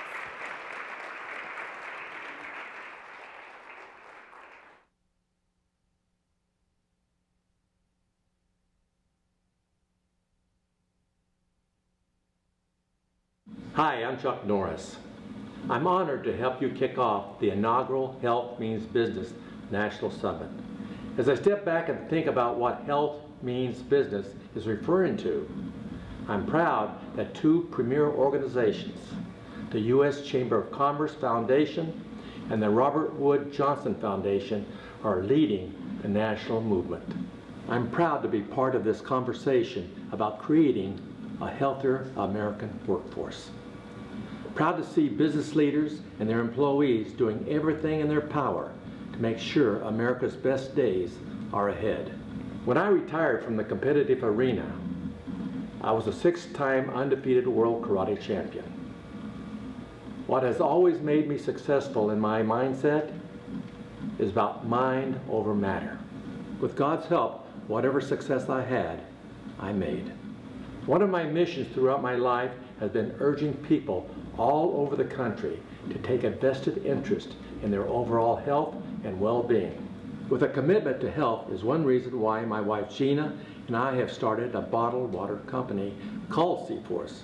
Knowing the importance of staying hydrated by drinking plenty of water, Seaforce now provides a premium artesian water that is naturally high in pH and minerals the body requires. The reality is simple. Our country's future depends on Americans of all ages being as healthy and as fit as they can be. I got to tell you, I don't think I thought in one day I would be on the same stage with Arianna Huffington, the U.S. Surgeon General, and now Chuck Norris. That's incredible. Well, thank you all for staying with us. Again, I'm Richard Crispin. I'm going to moderate our next session here on health innovations and the social impact they can bring to our world. And I'm really, really excited to have 4 tremendous panelists with me. I've got Dr. Michael Sokol, the Chief Medical Officer of WebMD. I've got Kim Fortunato, the Director of Community Affairs at the Campbell Soup Company. Caroline DeMarco, the Vice President for Regional Accounts at GSK, and Hugh Welsh, the President and General Counsel for DSM North America. Help me to welcome, if you would, please. So every day, businesses of all sizes are creating new strategies to think outside the box and come up with new ways to help us address our country's health crisis. You guys are our final panel for today, so we want to bring all of these things together. You're all from diverse businesses, and we want to think about how we can create innovative business strategies. And we want to hear about what you guys are doing, but also give tips and techniques to our folks in the audiences. So my first question. What are each of you doing, and what are your organizations doing to drive innovations in health? Dr. Sokol, if I can start with you. Well, thank you. Well, first of all, after having a nice lunch and listening to Arianna and that meditation in this lovely sofa, I may actually fall asleep during my presentation, so hopefully I won't. So WebMD actually is a company that many people may not know has 3 divisions to it. There's the .com, webmd.com, which is our public portal that people go to every day and look up information. There's a company called Medscape, which physicians go to get continuing medical education credits and reading articles. And then there's WebMD Health Services, which is the division that I support, that is a health and wellness company, and we support large employers and health plans and developing strategies and implementing them. So our mission is to work with these companies, with these health plans, to develop these strategies, to work with their employees and their members, to get people to really engage in doing healthy behaviors. And we really cover the whole healthcare continuum. So we want to have people doing their biometric screening, filling out health assessments, and then understanding where they need to focus on improving their health. And so it could be things like lifestyle management issues, like getting more sleep or learning to eat healthy or exercise, but also talking to people that do have conditions like diabetes and heart disease and asthma, and making sure that they're, taking care of themselves. So for me, the whole idea of wellness is covering the whole healthcare continuum and making sure that people are engaging, not only keeping people that are healthy, but also making sure that those that may have a condition, that they're also taking good care of themselves. So we've got the B2C platform that we all know, and right. WebMD, but then there's also the employer side that yes. you guys bring. You're the B2B side. We're the B2B side of the business, exactly. Excellent. And helping to bring those techniques and practices into the workplace. Exactly. That's Beautiful. it. Yeah. Kim, what's going on at Campbell's? We have a lot of exciting things going on, and I would say that to answer your question, it's probably threefold. But before answering, Campbell recently developed a new purpose, real food that matters for life's moments. And that purpose, those 7 words, have become our North Star by which we make all of our decisions, conversations, and actions in the paths we're taking in the industry. One innovation that you'll be hearing more about, it's still in early stage startup, is a device called Habit. It is a startup that is founded by the co-founder of Plum Organics, our organic baby food brand, and is really about personalized medicine and personalized nutrition. So you'll be hearing more about that. We have different product launches that I'll talk more about probably in a few minutes, but really listening to what consumers are asking us that they want and what they don't want. And you'll see Campbell products like Well Yes that recently launched as a response to that. And then on the community side, our innovations around community health and well-being involve a very collective approach. We have a signature program, Campbell's Healthy Communities, that operates on a collective impact methodology that is seeing some positive results in food systems, specifically systems change in Camden, New Jersey.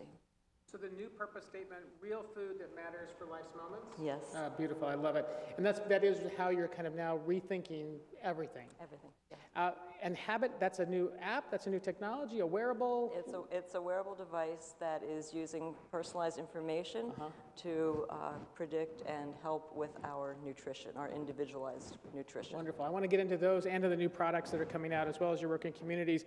But I want to turn to you, Caroline. What's going on at GSK? Well, GlaxoSmithKline, very glad to be here today. You know, GSK is a worldwide pharmaceutical company.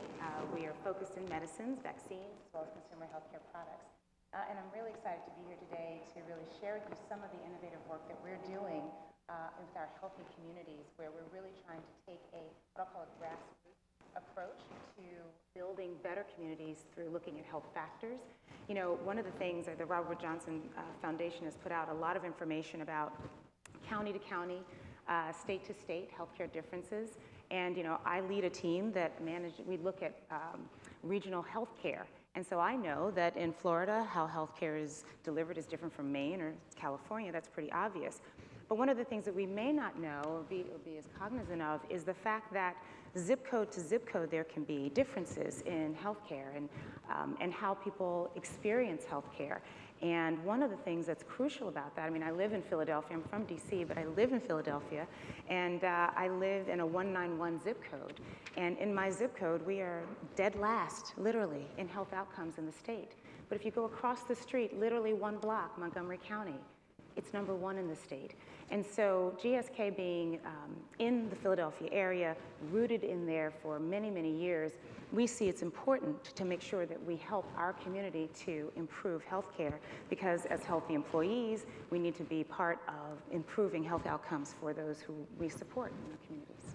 So you're going grassroots, looking bottoms up, looking at differences in place, using the RWJ data, and thinking about how you can make target healthier choices for people within those communities. Absolutely. After doing a lot of listening circles and trying to do our best to find out what is really causing that. I mean, I think we all know that it's great to have a hospital nearby, but if you don't have access to healthy food, or if your community is considered dangerous, or I was listening earlier, someone says take a walk after dinner. Sometimes you can't take a walk after dinner. It's important that we realize that these health factors, we have to look to improve those so that folks can have better outcomes.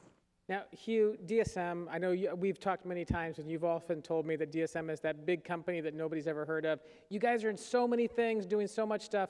What are you doing on health innovations? First, I have to start with, I heard Chuck Norris was going to be here, so I wore my Walker Texas Ranger boots, and all I got was a bottle of water, so we'll take it up with him. Sorry about that. Yes, DSM is the biggest company nobody's ever heard of. We're the world's largest nutritional ingredient company, but we're also a big biomedical materials company, engineering plastics company, food ingredient company, clean energy company. And you might wonder, why are we in all these different types of businesses, and how does that relate to healthy outcomes?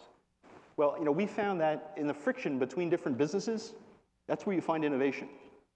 So in our nutrition business, when it rubs up against our biomedical materials business, we start talking about personalized nutrition devices. When you take sort of bioelectrical machines that we can put on our skin, we can begin to read the nutritional content of our blood, the omega-3 level in our body, the vitamin D level in our body. And some of the innovations that we're coming up with are not just these devices that will enable you in real time to read your nutritional status, but dietary supplements or food ingredients that can help you get the vitamin D you need, the omega-3 you need, the vitamin B12 you need, in a much more easily accessible, bioavailable format. I know that I wear a Fitbit. I don't have it on right now, but I started paying much more attention to my own health when I had some sense of just rudimentary, how much am I walking, how much am I sleeping, We think that once we can share with folks their own sort of nutritional status, they'll take a much more vested interest in ensuring that they get proper nutrition. Could be through supplementation or fortification, or it could be eating whole foods. But that's our innovative friction. I love that term, innovative friction. So you guys are working across so many different fields. At the intersection of those fields, you can find really cool innovations, things that people, I know you're also on a personal health journey. Tell us about what you're doing. And we've heard so much today about how important it is to lead from the top. Role model, go. Well, I see some of my friends here from the Seafood Nutrition Partnership today. And they inspired me a couple of months ago. I became the chairman of the board of the Seafood Nutrition Partnership. I figured I'd better do something demonstrative to show my commitment to the organization. They know I hate fish. It's kind of strange to be the chairman of the Seafood Nutrition Partnership when you hate fish, but I do. But as a commitment to the organization, I decided to become a pescatarian. So it served two purposes. It ensured that I was going to get healthy protein with high omega-3 levels, and it ensured that I wasn't going to eat a whole lot of it. And so, that was the initiation of my health journey. And then within our own organization, we have 5,000 employees in North America. I think like most companies, you have a health and wellness program. You try to encourage your employees to sign up in different ways. It could be vouchers, it could be penalties for smoking, and a whole host of other things. I decided that, maybe it's the right thing to do to be a visible leader in the organization and step up and begin my own plan. So I heard the Surgeon General speaking earlier about walking meetings, rising desks, better nutrition. That's how my own personal health journey began. So it's eating right, trying to get enough sleep. I heard Arianna Huffington many times talk about sleep. I'm failing miserably there, but I keep trying. I'm trying to change my habits. I arrived here in Washington, D.C. My typical habit is to walk out of the Hilton Garden Inn there, make a left right into Five Guys, get myself a double cheeseburger with some jalapenos. 3 steps in that direction today, I had to go over to Cosi and find something healthy. So that's I think my way of trying to set a good example with the organization, and we're already seeing some benefits. Subscription to the health and wellness program is up. We're keeping data on our own employees, biometric data, but also some other data, and hopefully we'll be able to prove out, even to our insurers down the road, that we're getting less employee lost time, higher productivity rates, et cetera. That'll serve as an example to others down the road. So, Dr. Sokol, we've heard one example here of how Hugh is using his own leadership position to push and promote a culture of health. What do you think it means to have a culture of health, and how do we actually go about building one?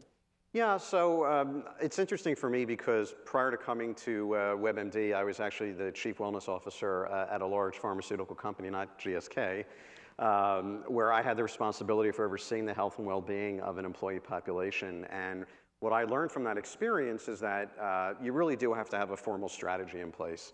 And something that has really the blessing and the approval of the C-suite. So starting really from the CEO down, I think it's really critical to get senior level support, having the executives walk the talk and demonstrate to employees that they're actually doing it, having an actual vision, having a mission, really developing all the different programs that you need to put in place, having good communications, having the right incentive strategy, because it's so important to really engage people, and having the right incentives to do that is really critical. And then also having a complete measurement approach, so knowing what outcomes you're going to look at to measure the success of those programs.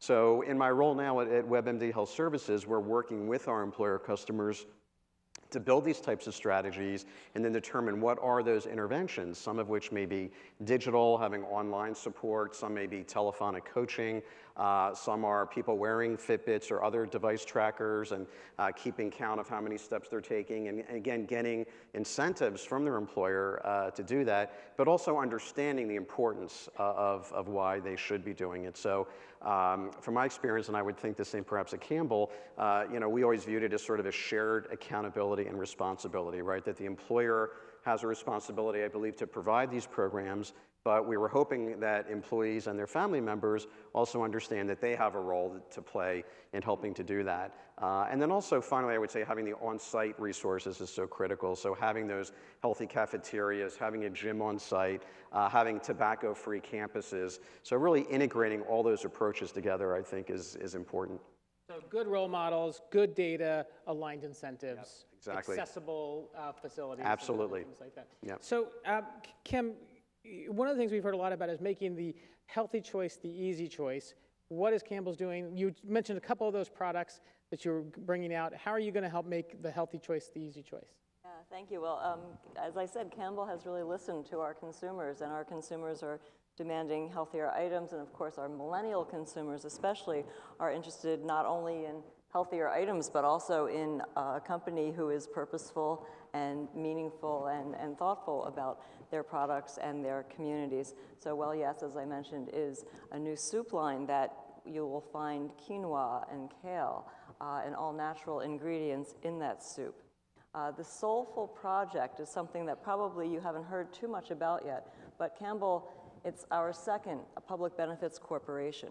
So we invested in Plum, and it was a PBC originally, and now a B Corp. And we just launched a second public benefits corporation, the Soulful Project, which is an all-natural, GMO-free hot breakfast cereal. And for every one sold, one is donated to a food bank. And as it just launched, the participating food banks are New Jersey Food Bank, 2 New Jersey food banks, and Philabundance in Philadelphia. So accessible, clean, healthy products with a purpose. So, I mean, Campbell's is a great innovator and a great leader. When you think about the entire industry, though, the whole food and beverage industry, what do you think the major challenges you guys face in the coming decade?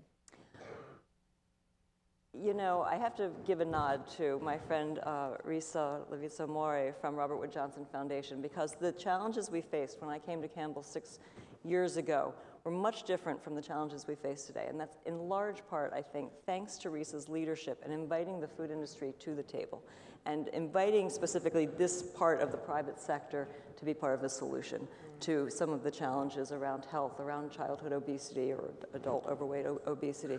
So while health challenges are there for all of us, I'm really grateful that we are now a partner in finding solutions to these challenges. So you've got to see the table and an opportunity to really influence where things go from here. Yeah. Caroline, I want to come back to you. I know you guys have been doing a lot to promote health in communities. You talked about the zip code and the genetic code and how those things can be big determinants. We heard a little bit from Risa and from Marjorie earlier today about the social determinants of health. What are they, and what's the relationship you see there, and what is a company like GSK doing about them? Yeah, thank you. So, you know, it's interesting because the statistics were shared earlier that we spend as a country trillions of dollars on healthcare. We don't spend, compared to other countries, and we have poor outcomes. You know, other industrialized countries like Belgium and Australia, they do much better in terms of life expectancy, but we spend a lot of money, and it's like throwing good money after bad. We don't spend as much money on those social determinants of healthcare. So we talked a little bit about access to healthy foods, education. We know that finishing your education absolutely improves health outcomes, making sure we have safer communities. Those types of things are things that really can improve. Those factors can absolutely help improve health outcomes. And one of the things that GSK has done, I think we have to kind of look differently at the way we give monies. And it is not so much as writing a check to solve a problem, but is how do you engage in the community specifically on things that they've targeted in that community that they need help on. And so one of the things that GSK has done through our GSK Impact Grant Program is really formed through a collective of not-for-profits, an ability to find out what are those things that they need to do in that community specifically to improve those health outcomes. And so it's you know, we talk about personalized medicine. This is almost personalized support in that community that enables that community to improve those health factors, ultimately improve those health outcomes, and then those folks are healthier. They're healthier employers, they're healthier students, and so it really is a wonderful program that we've been able to put together working with some folks like Food Trust in Philadelphia, so to get some things done. I'll talk a little bit more about that later, some things So we've you done. go out into the community and you listen to them and figure out what they need, and then you target your investments. Exactly. And so what we do is when we partner with these collectives of not-for-profits, we actually go out and have them do some homework as to what would that look like. So for example, I'll share the example now. In Philadelphia with the Food Trust, we are partnering, the program in Philly is called Get Hype Philly. And essentially we asked students to say, you know, what is a barrier? What do you see as a health challenge? And they came back and they shared, really, it's getting clean drinking water in our schools. So apparently in Philadelphia schools, the water sometimes coming out of the water fountains is, you know, it's tepid, it's discolored, it's foul smelling. So if you have a choice to drink that water or have a soda or have some orange or some juice, what would you pick? So what they said was if we could, you know, have healthy drinking water then in our schools, then maybe we can promote better health. So what they did was they actually did the research. They found out, of course, we all know drinking water is healthy, but they also found that if you're hydrated, you have better cognitive ability. Yep. So they took this facts and data, they went to City Hall, they shared this information with City Council and with our School Reform Council, the Superintendent Hike, and they actually got legislation passed. And these are students, mind you, these are students, these are youth leaders in Philadelphia, empowering themselves to get the information, get it out, get legislation, and the impact, or the results rather, have really been outstanding, where 130,000 students now in Philadelphia will have access to water. City Council passed legislation where they have to have one water fountain for every 100 students. Superintendent Height has shared that he is going to make sure that there are hydration stations, at least 3 in every school. And it's that kind of empowerment that these young leaders are saying, you know what, I saw a problem, I saw a way to fix it, I got my problem in front of the right folks that had the ability to impact and be able to impact change, got it changed, and now 130,000 school students in Philadelphia will now have a choice to have great drinking water in their schools. That's beautiful. So I want to do something a little bit different now. You'll notice, everybody, you guys are all sitting at round tables, and there's a reason for that. I want you to talk amongst yourselves for a minute. We're going to talk amongst ourselves up here, but I want you to talk amongst yourselves out there. You've heard a lot of different ideas throughout the day, a lot of different ideas here on this panel. You've heard about how you could look for innovation at the intersection of different parts of your business. You've looked about how you can build a culture of health using great data and aligning incentives and finding ways of great role models for health. You've heard about how you can innovate inside of your supply chain and inside of your products, and you've heard about how you can think differently about how you invest and partner with your communities. I want you at your tables to talk amongst yourselves for 5 minutes and think about what is the #1 thing you heard today that you could go and do based on what you've heard. And then we're going to take some quick share outs and get some reactions from our panelists. They'll give you feedback on your ideas. You got it? Okay, you got 5 minutes. Go. Well, you know, just try to do a little differently.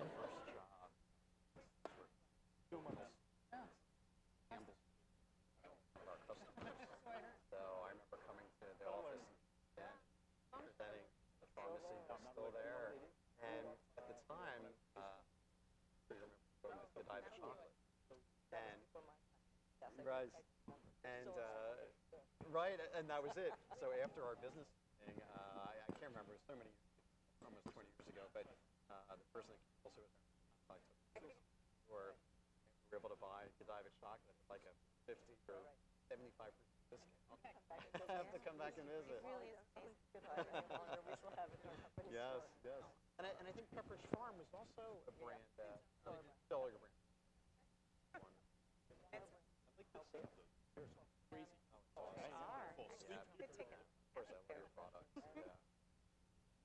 So do you live in Philly? So I graduated from Howard University,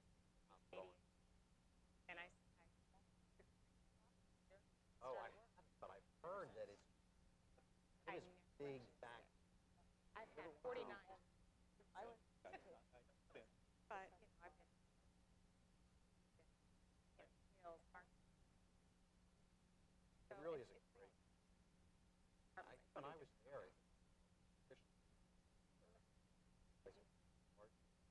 health system, which is bigger than most. I know, for such a little,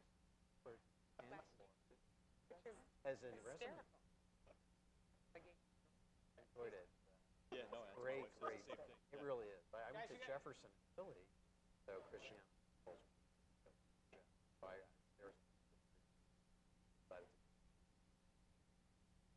Folks, you have about 2 minutes. 2 minutes left. 2 minutes left. So WebMD Corporate is the health service division of Portland, Oregon. Howard. 17th and where? Upstate. Oh, really? There. I get to work out of that Jersey, but I travel a lot. I went to UW.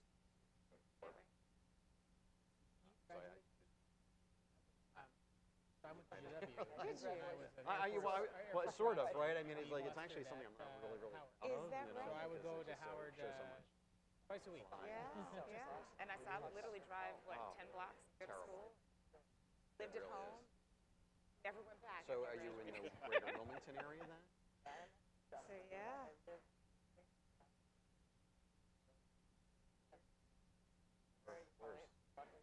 Yes, of course. Their ideas.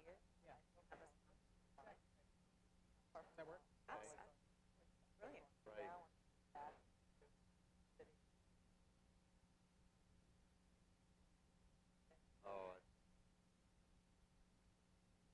Rachel DuPont still?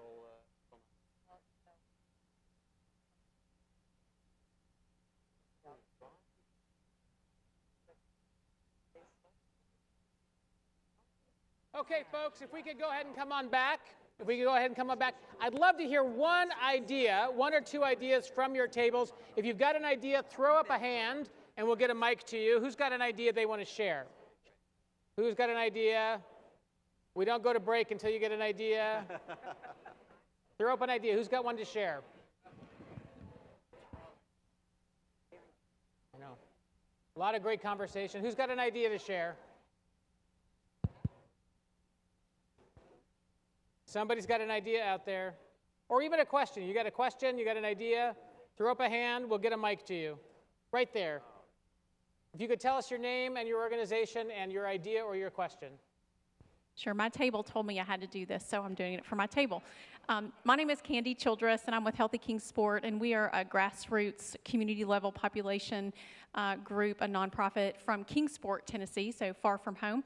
But one idea that I had, a lot of people talk today about scalability, replicability, how do we do that? A lot of large corporations have talked today about what they're doing, and you all are champions, and you should be applauded for all the work that you're doing. So I was thinking about how to scale that back to small businesses. So I was thinking about engaging with my local chamber, the person in charge of small business development, and targeting those small businesses using champions like yourself and others in my community that are doing this kind of work, and connecting in with those small businesses, giving the visibility to the programs and initiatives that the larger organizations are doing so that they can be done on a smaller scale with these smaller businesses. And doing maybe a Facebook Live. We don't have a lot of extra money to do things like that, but maybe a Facebook Live, Facebook Live kind of show or something each week where we just, we're able to talk about that and showcase that to our community.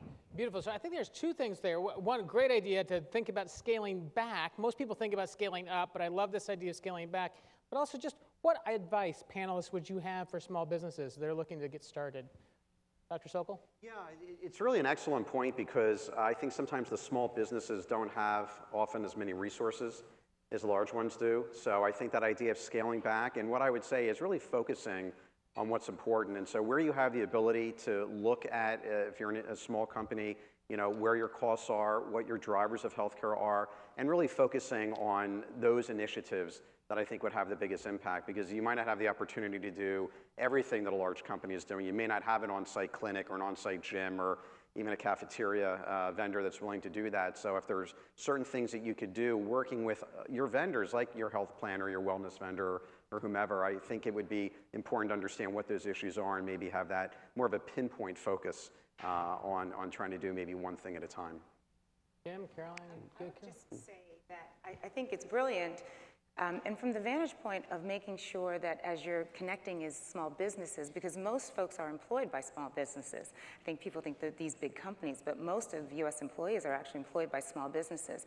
And making sure in those local communities that you're connecting up with those grassroots organizations that do know exactly where the pressure points are and what things really do need to be changed. And one of the things that I love about this forum is that it is a coming together of the best practices of what's working well, so that we can all kind of QC each other in terms of the work that we're doing. But you can do that probably even easier, is to take this idea of this sharing circle and create that in your own community and just spread it that way. And I will also note we do have great modules online for small businesses, so please do tap into those. Yeah, go ahead. Yeah, I might just add that we are a big proponent of this collective impact methodology and approach, and indeed, Campbell Soup Company has played the backbone role until just recently in creating what is now a 6-year-old collective. The Food Trust to Your Right is one of the great partners in this collective work. And we are, 6 years ago, we were the only business that was not only the funder but also the backbone, playing the role in this collective work in Camden, New Jersey.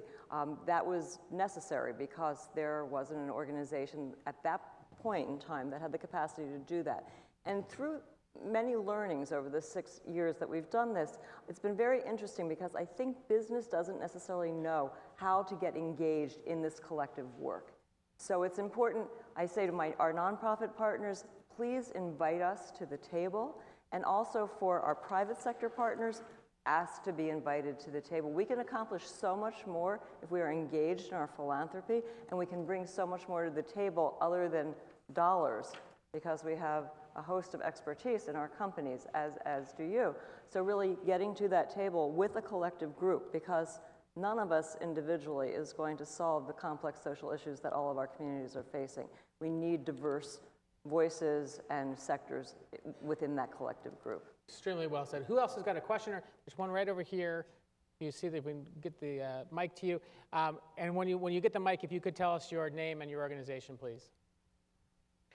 Hello, my name is Mary Porter. I'm with Real Food for Kids. We're a Fairfax, Virginia-based nonprofit who are working to elevate the quality and character of school food and build healthy school communities. So, as many of you know, school food gets a bad rap, and with good reason.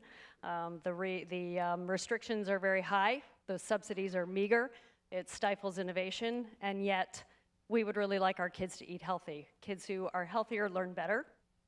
So we would like to find out, how does one start a conversation with Campbell's, with Kind, with those companies to get into that school food space so that we can really start elevating that quality and elevating that character. We'd love to have that conversation. How do we start it? How do we start the conversation about getting big companies involved in school food? I'll tell you, my father was a lifelong educator. He was probably the only person I know that loved school food. Hugh, do you have a? Yeah, I mean, I'll be very provocative to start because I can't help myself. You got to depoliticize the process first. I mean, I spent a lot of time in Washington. I spent a lot of time in different parts of the world. I've never found a place more political than school lunch and breakfast programs. And I think it starts with sort of depoliticizing that process and focusing on what's best for the kids. I firmly believe in the mantra that we'll never have equal opportunity in learning and earning until we have nutritional equal opportunity. And we need to focus on that. I have no problem working in school feeding programs in Kigali, Rwanda, or Addis Ababa, Ethiopia. Forget about getting into Oklahoma City or Austin, Texas. So I would ask that it starts with sort of taking the politics out of the process and focusing on the science and what's best for the children. Do you have thoughts on how to depoliticize the process?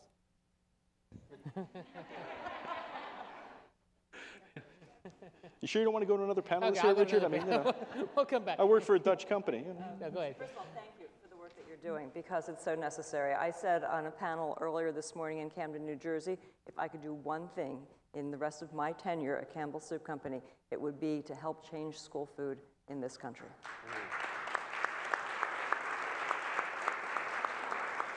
So it's organizations like yours really creating this movement, and for the private sector to listen and understand, because until you go into a school cafeteria in Camden, New Jersey, and hear 7th grade girls talk about, we have to take it, we throw it out because the chicken is raw, the vegetables are cut up raw broccoli that even I, as also a pescatarian and a vegetable lover, don't really eat just raw broccoli.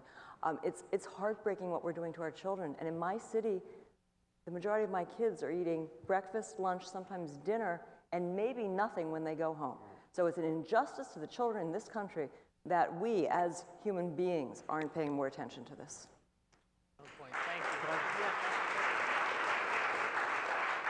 I just want to add one thing. I know you were focusing on the school lunch programs, but for those of us that work in large companies that have corporate cafeterias, in some cases, it's not much better.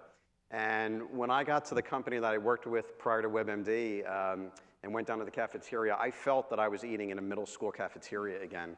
And so one of the first things that I did is I actually met with our cafeteria vendor and our head of site services, and I met with the head chef that was down there, and we started implementing a number of changes, like having nutritional information posted, like having healthier options. I mean, even doing simple things that sound so silly, but they can make a big difference. You know, the biggest line every day was for the fried chicken fingers and French fries. And I said to the chef, you know, can't you just bake that instead of frying it? And he said, well, I'd have to get a special oven, and it was this whole big to-do. Well, meanwhile, he got the oven, he started baking it, and I would ask people in line, you know, what do you think of those chicken fingers? And people had no idea. They had no idea that they were baked versus fried. So there are, I think, even within a corporate environment, I think there are things that we can all do working with these vendors who are in many cases, very eager to do this and support this type of work. Right. I think there's great will among our, Yes. our school food vendors to do the right thing. I just think, again, we don't always know how to do the right thing. Excellent. Right here, we got one down here in front. We can get the mic down there. And again, tell us your name and your organization, please. Hi, Nancy Murphy with CSR Communications. So I'm going to ask kind of a provocative question around advocacy, particularly based on some of the comments we just had. Richard, you distinguished earlier in your conversation with the Surgeon General between small p policy and big P policy. And I think that many companies have resources and influence and are a different voice on a school food conversation or investments in prevention conversation than many of the NGOs in this room. So I'm curious how you all think about leveraging your lobbying resources to change some of the big P policies that would help make our nation healthier. Anybody want to jump on that grenade? I mean, I'm all for that. I mean, we try to do that every day. You know, be it lobbying on the Farm Bill, be it lobbying on WIC reauthorization or SNAP programs. You know, if you have the privilege of working for the biggest nutritional ingredient company in the world, it comes with it a responsibility to ensure that everybody has access to your products, no matter where they stand in the socioeconomic scale. And so, you know, I think we're a little bit of a little different than most companies in the way that we try to use our voice, as modest as it may be, to try to bring change. As I said earlier to another question, I have much more effectiveness operating outside of the United States in some respects than I do within. And it can be frustrating at times. Now, I can give you an example of something we've done in the state of New Jersey, so a statewide policy, and again, with our partners, the Food Trust, and that is the work that we've done around our Healthy Corner Store initiative, which has been led by the Food Trust. In Camden, we have one full-service grocery store for 77,000 people, and we have 131 corner stores. And in 6 years, we have now enrolled 53 corner stores in this Healthy Corner Store initiative, providing more fruits and vegetables, healthy foods, nutrition education, couponing in corner stores. From that program, as a result of that program, Robert Wood Johnson Foundation co-invested in 10 cities across the state, or communities across the state, and a Healthy Corner Store task force was formed. As a result of that task force, legislation is pending. Has not been successful yet, but is pending in front of the New Jersey State Legislature to create a line item for funding for Healthy Corner Store initiatives. Campbell is part of that conversation. Indeed, one of our vice presidents of global nutrition is part of that conversation. So I think that we're very intentional and true about the work that we're doing.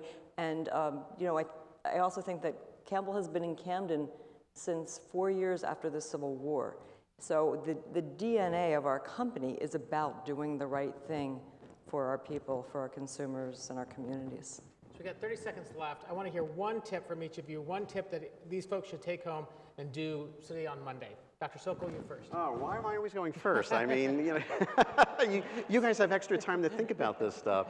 You're the doctor, though. I'm the yes. Listen to everyone's listening to the doctors.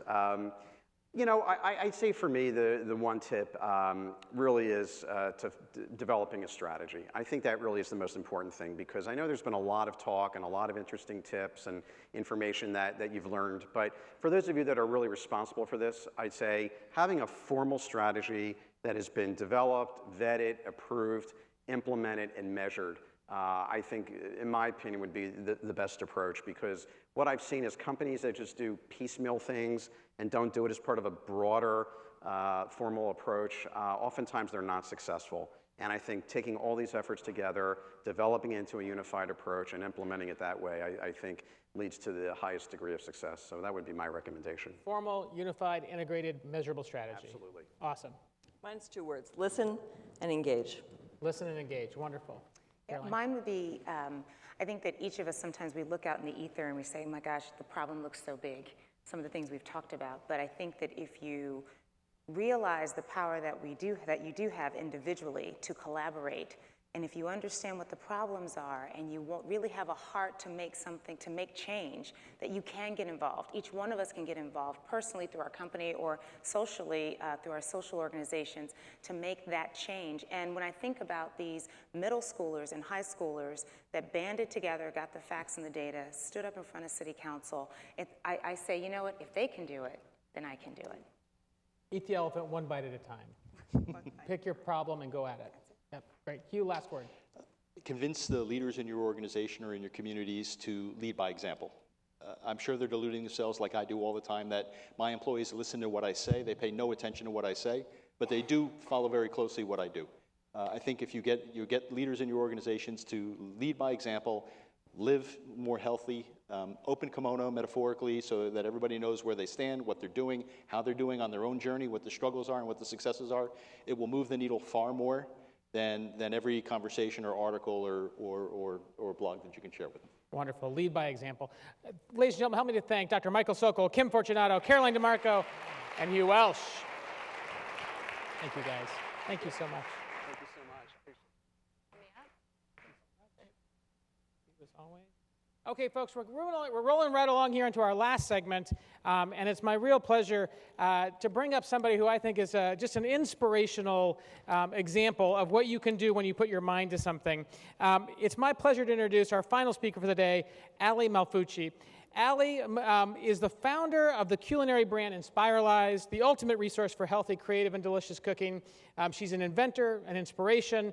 She's created the Spiralizer, the kitchen tool that turns vegetables and fruits into noodles. I have to tell you, my wife bought one of these for us just not too long ago. We use it all the time. It is delicious, and it has really changed the way that we think about healthy food. She's also a New York Times bestselling author and named the creator of The Spiral Empire by Food and Wine magazine. Help me to welcome Ali. Thank you. So Ali, tell me, I know you've done a lot to really change the way people think about healthy cooking, but I know that comes out of a personal health journey. Tell me a little bit about your own personal health journey. Yes, of course. Well, first of all, thank you for having me. So I'll give you the story. My mother is actually a type 1 diabetic, and she had gestational diabetes during her pregnancy, and it stuck, and she was trying raw veganism out as a way to help with her blood sugar levels. And through that, she discovered zucchini noodles, which if you know anything about spiralizing, you usually know about zucchini noodles. And she fell in love with spiralizing. It was helping with her blood sugar. She was getting these raw veggies into her diet. And her knowing me, loving healthy cooking and healthy living, she invited me over for dinner one night. She said, Ali, you have to try this raw vegan zucchini noodle dish.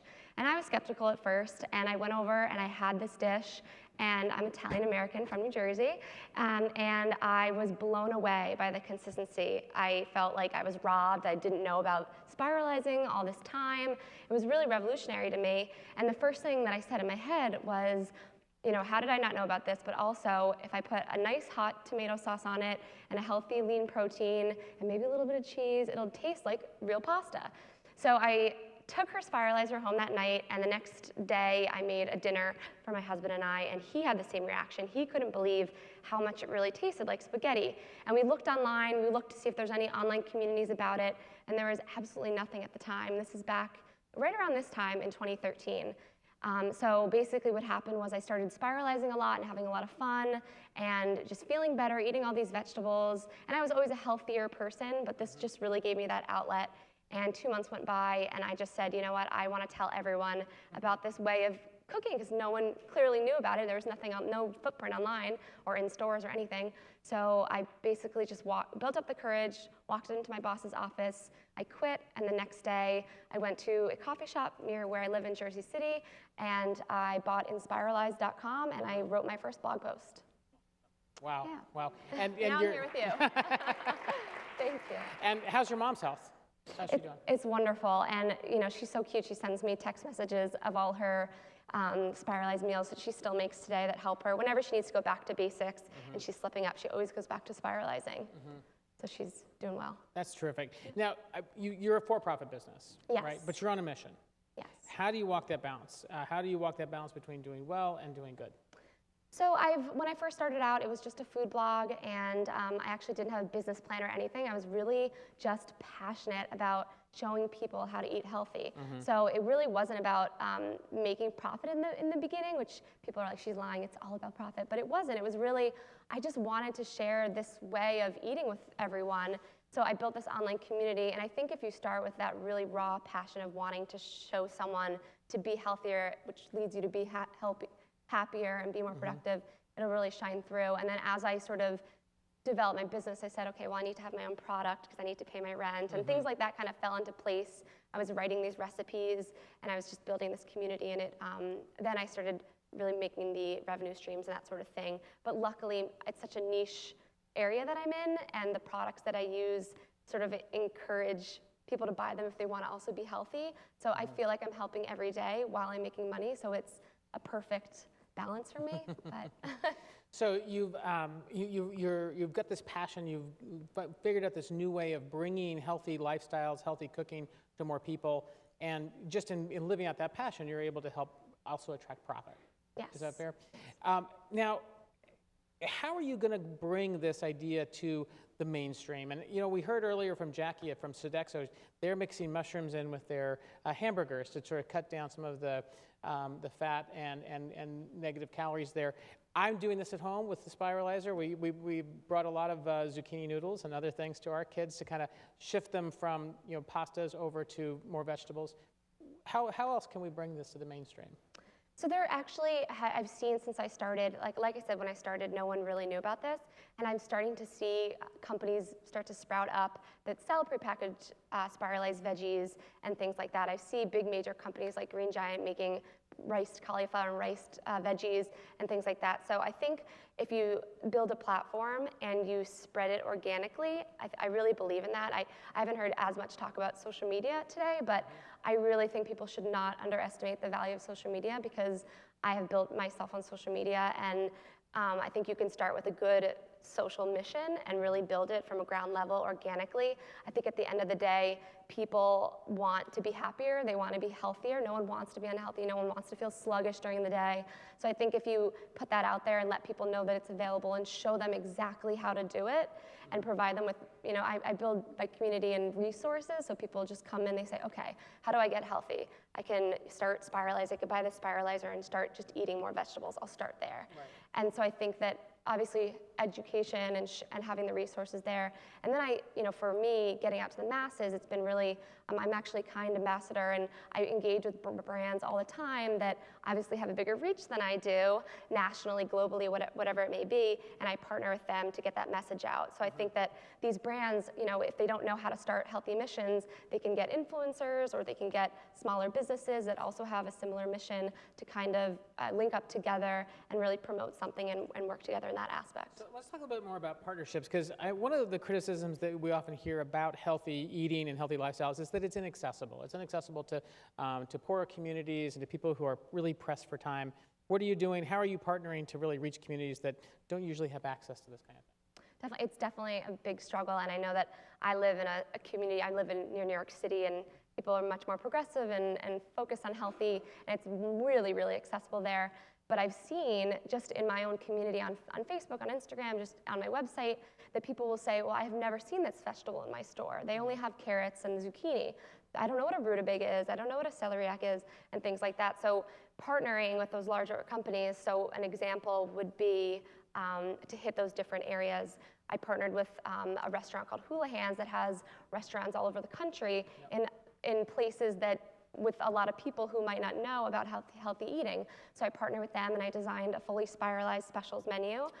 Yeah, and it went really, really well. And they actually, 2 of my recipe items were built into their permanent menu because their customer base were ordering them so much. So I had a spiralized butternut squash lasagna and a Thai zucchini noodle salad. So I just think that people want the healthy food, but they want to also have their cake and eat it too. They want to be healthy, but they want to feel like they're still getting the foods that they love to eat. And I think that's why spiralizing and what I do has spread so quickly, because you don't want to force something down their throat. You want them to want it. Right. So what I'm hearing you say is it's also important not to preach, but to kind of meet people where they're at and bring the product, bring these new ideas to the environments that they're already going to for other foods. Yes, exactly. So if they can't find all these obscure vegetables or something like that, you say, okay, well, what is your favorite pasta? Or what is your favorite casserole that your mother used or your grandmother used to make for you?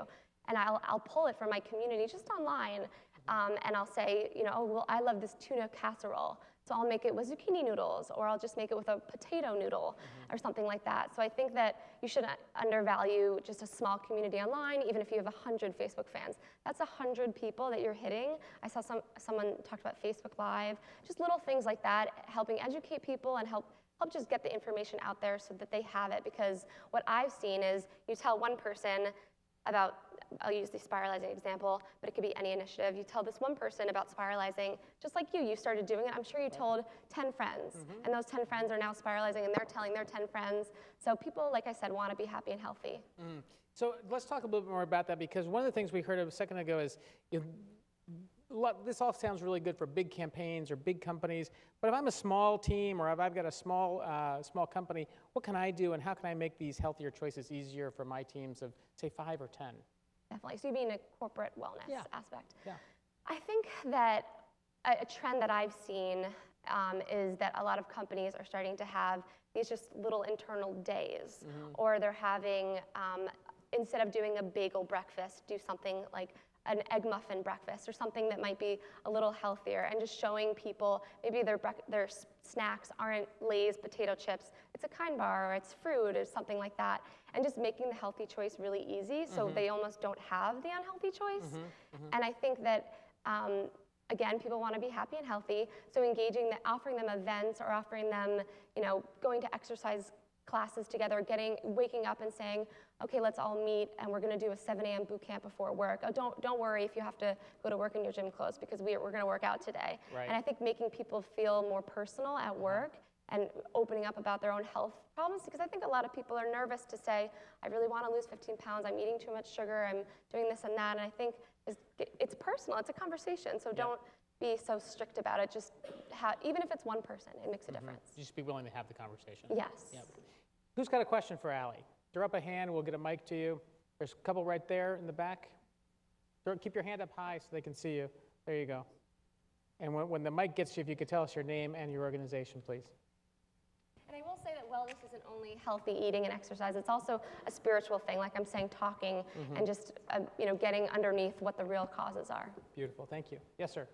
Hi, my name is Dan Huff. I'm the Environmental Health Director with the Minneapolis Health Department. Lead poisoning is in the news a lot after Flint, Michigan. I want to encourage you, vegetables are high in iron and high in calcium. One of the things about children, we often try to limit the exposure to lead, which we need to do. We can also lead-proof our children by making sure that they have the minerals they need so their bodies don't crave lead. You give a kid enough iron and enough calcium, they're less likely to absorb lead. It's a great product you have that can help parents lead-proof their children. So as you go back to New York City, talk to your health department about lead-proofing the children. I think it's a great thing when we look at nutrition, especially what we're looking at with vegetables. It's more than just, hey, I'm healthy, I'm cool, but really how do we protect our children from those environmental toxins in the environment? So using vegetables to help iron-proof our kids and to help avoid environmental toxins. Yeah.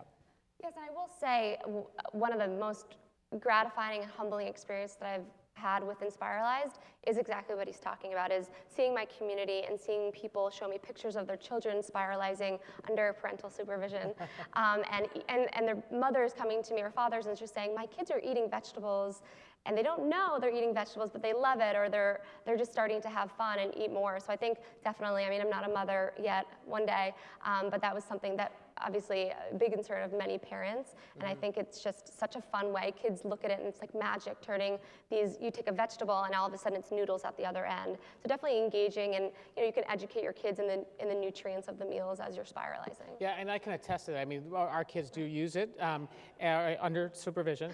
But the other thing that I've noticed is that anytime you engage a child in making a dish, they're much more likely to eat it, particularly a healthy dish. Over there in the back, yes.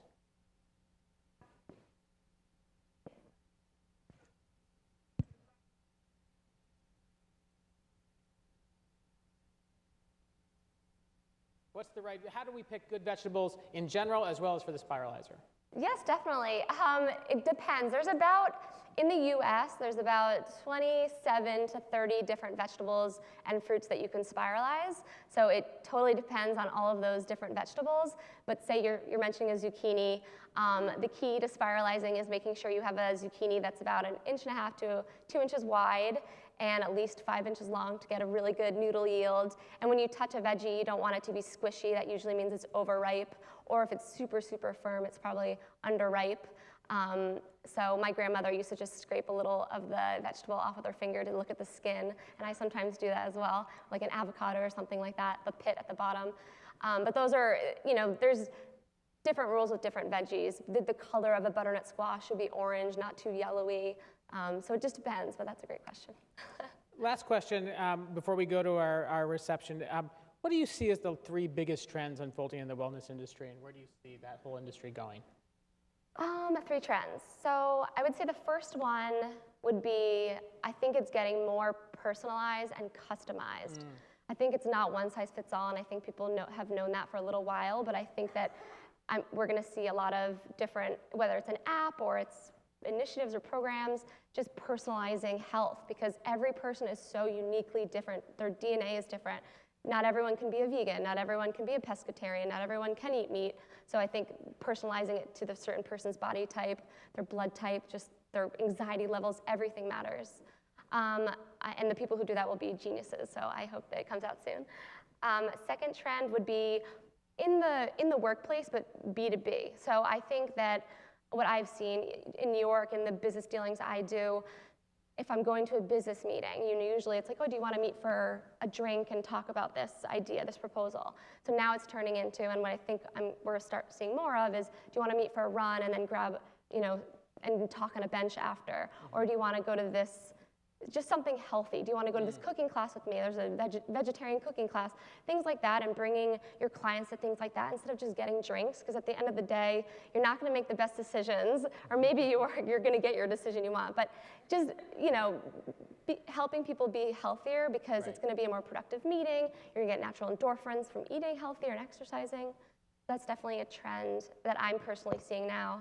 And then the third one would be, I mentioned a little bit before, I guess just more spiritual. There's a lot of talk about the right nutrients you need to get into every day, and a lot of talk about exercising for heart health, but people are starting to talk way more about spiritual mindfulness, and I'm not the most mindful or spiritual person. I don't meditate or anything like that, but I see the trends growing really rapidly, and anytime I've tried to bring it back down and really ground myself, I just feel so much better, and I have more productive days when I just take, even if it's just 10 minutes of walking, encourage your employees, okay, we're gonna have a 30-minute just walk around time right now. I think that the oxygen gets through your blood and through to your brain, really powerful. So those are the 3 trends. So more personal and customized, changing business rituals from get a drink or have coffee to let's go take a walk, let's do something together, and more emotional and mental well-being, more spirituality in the workplace,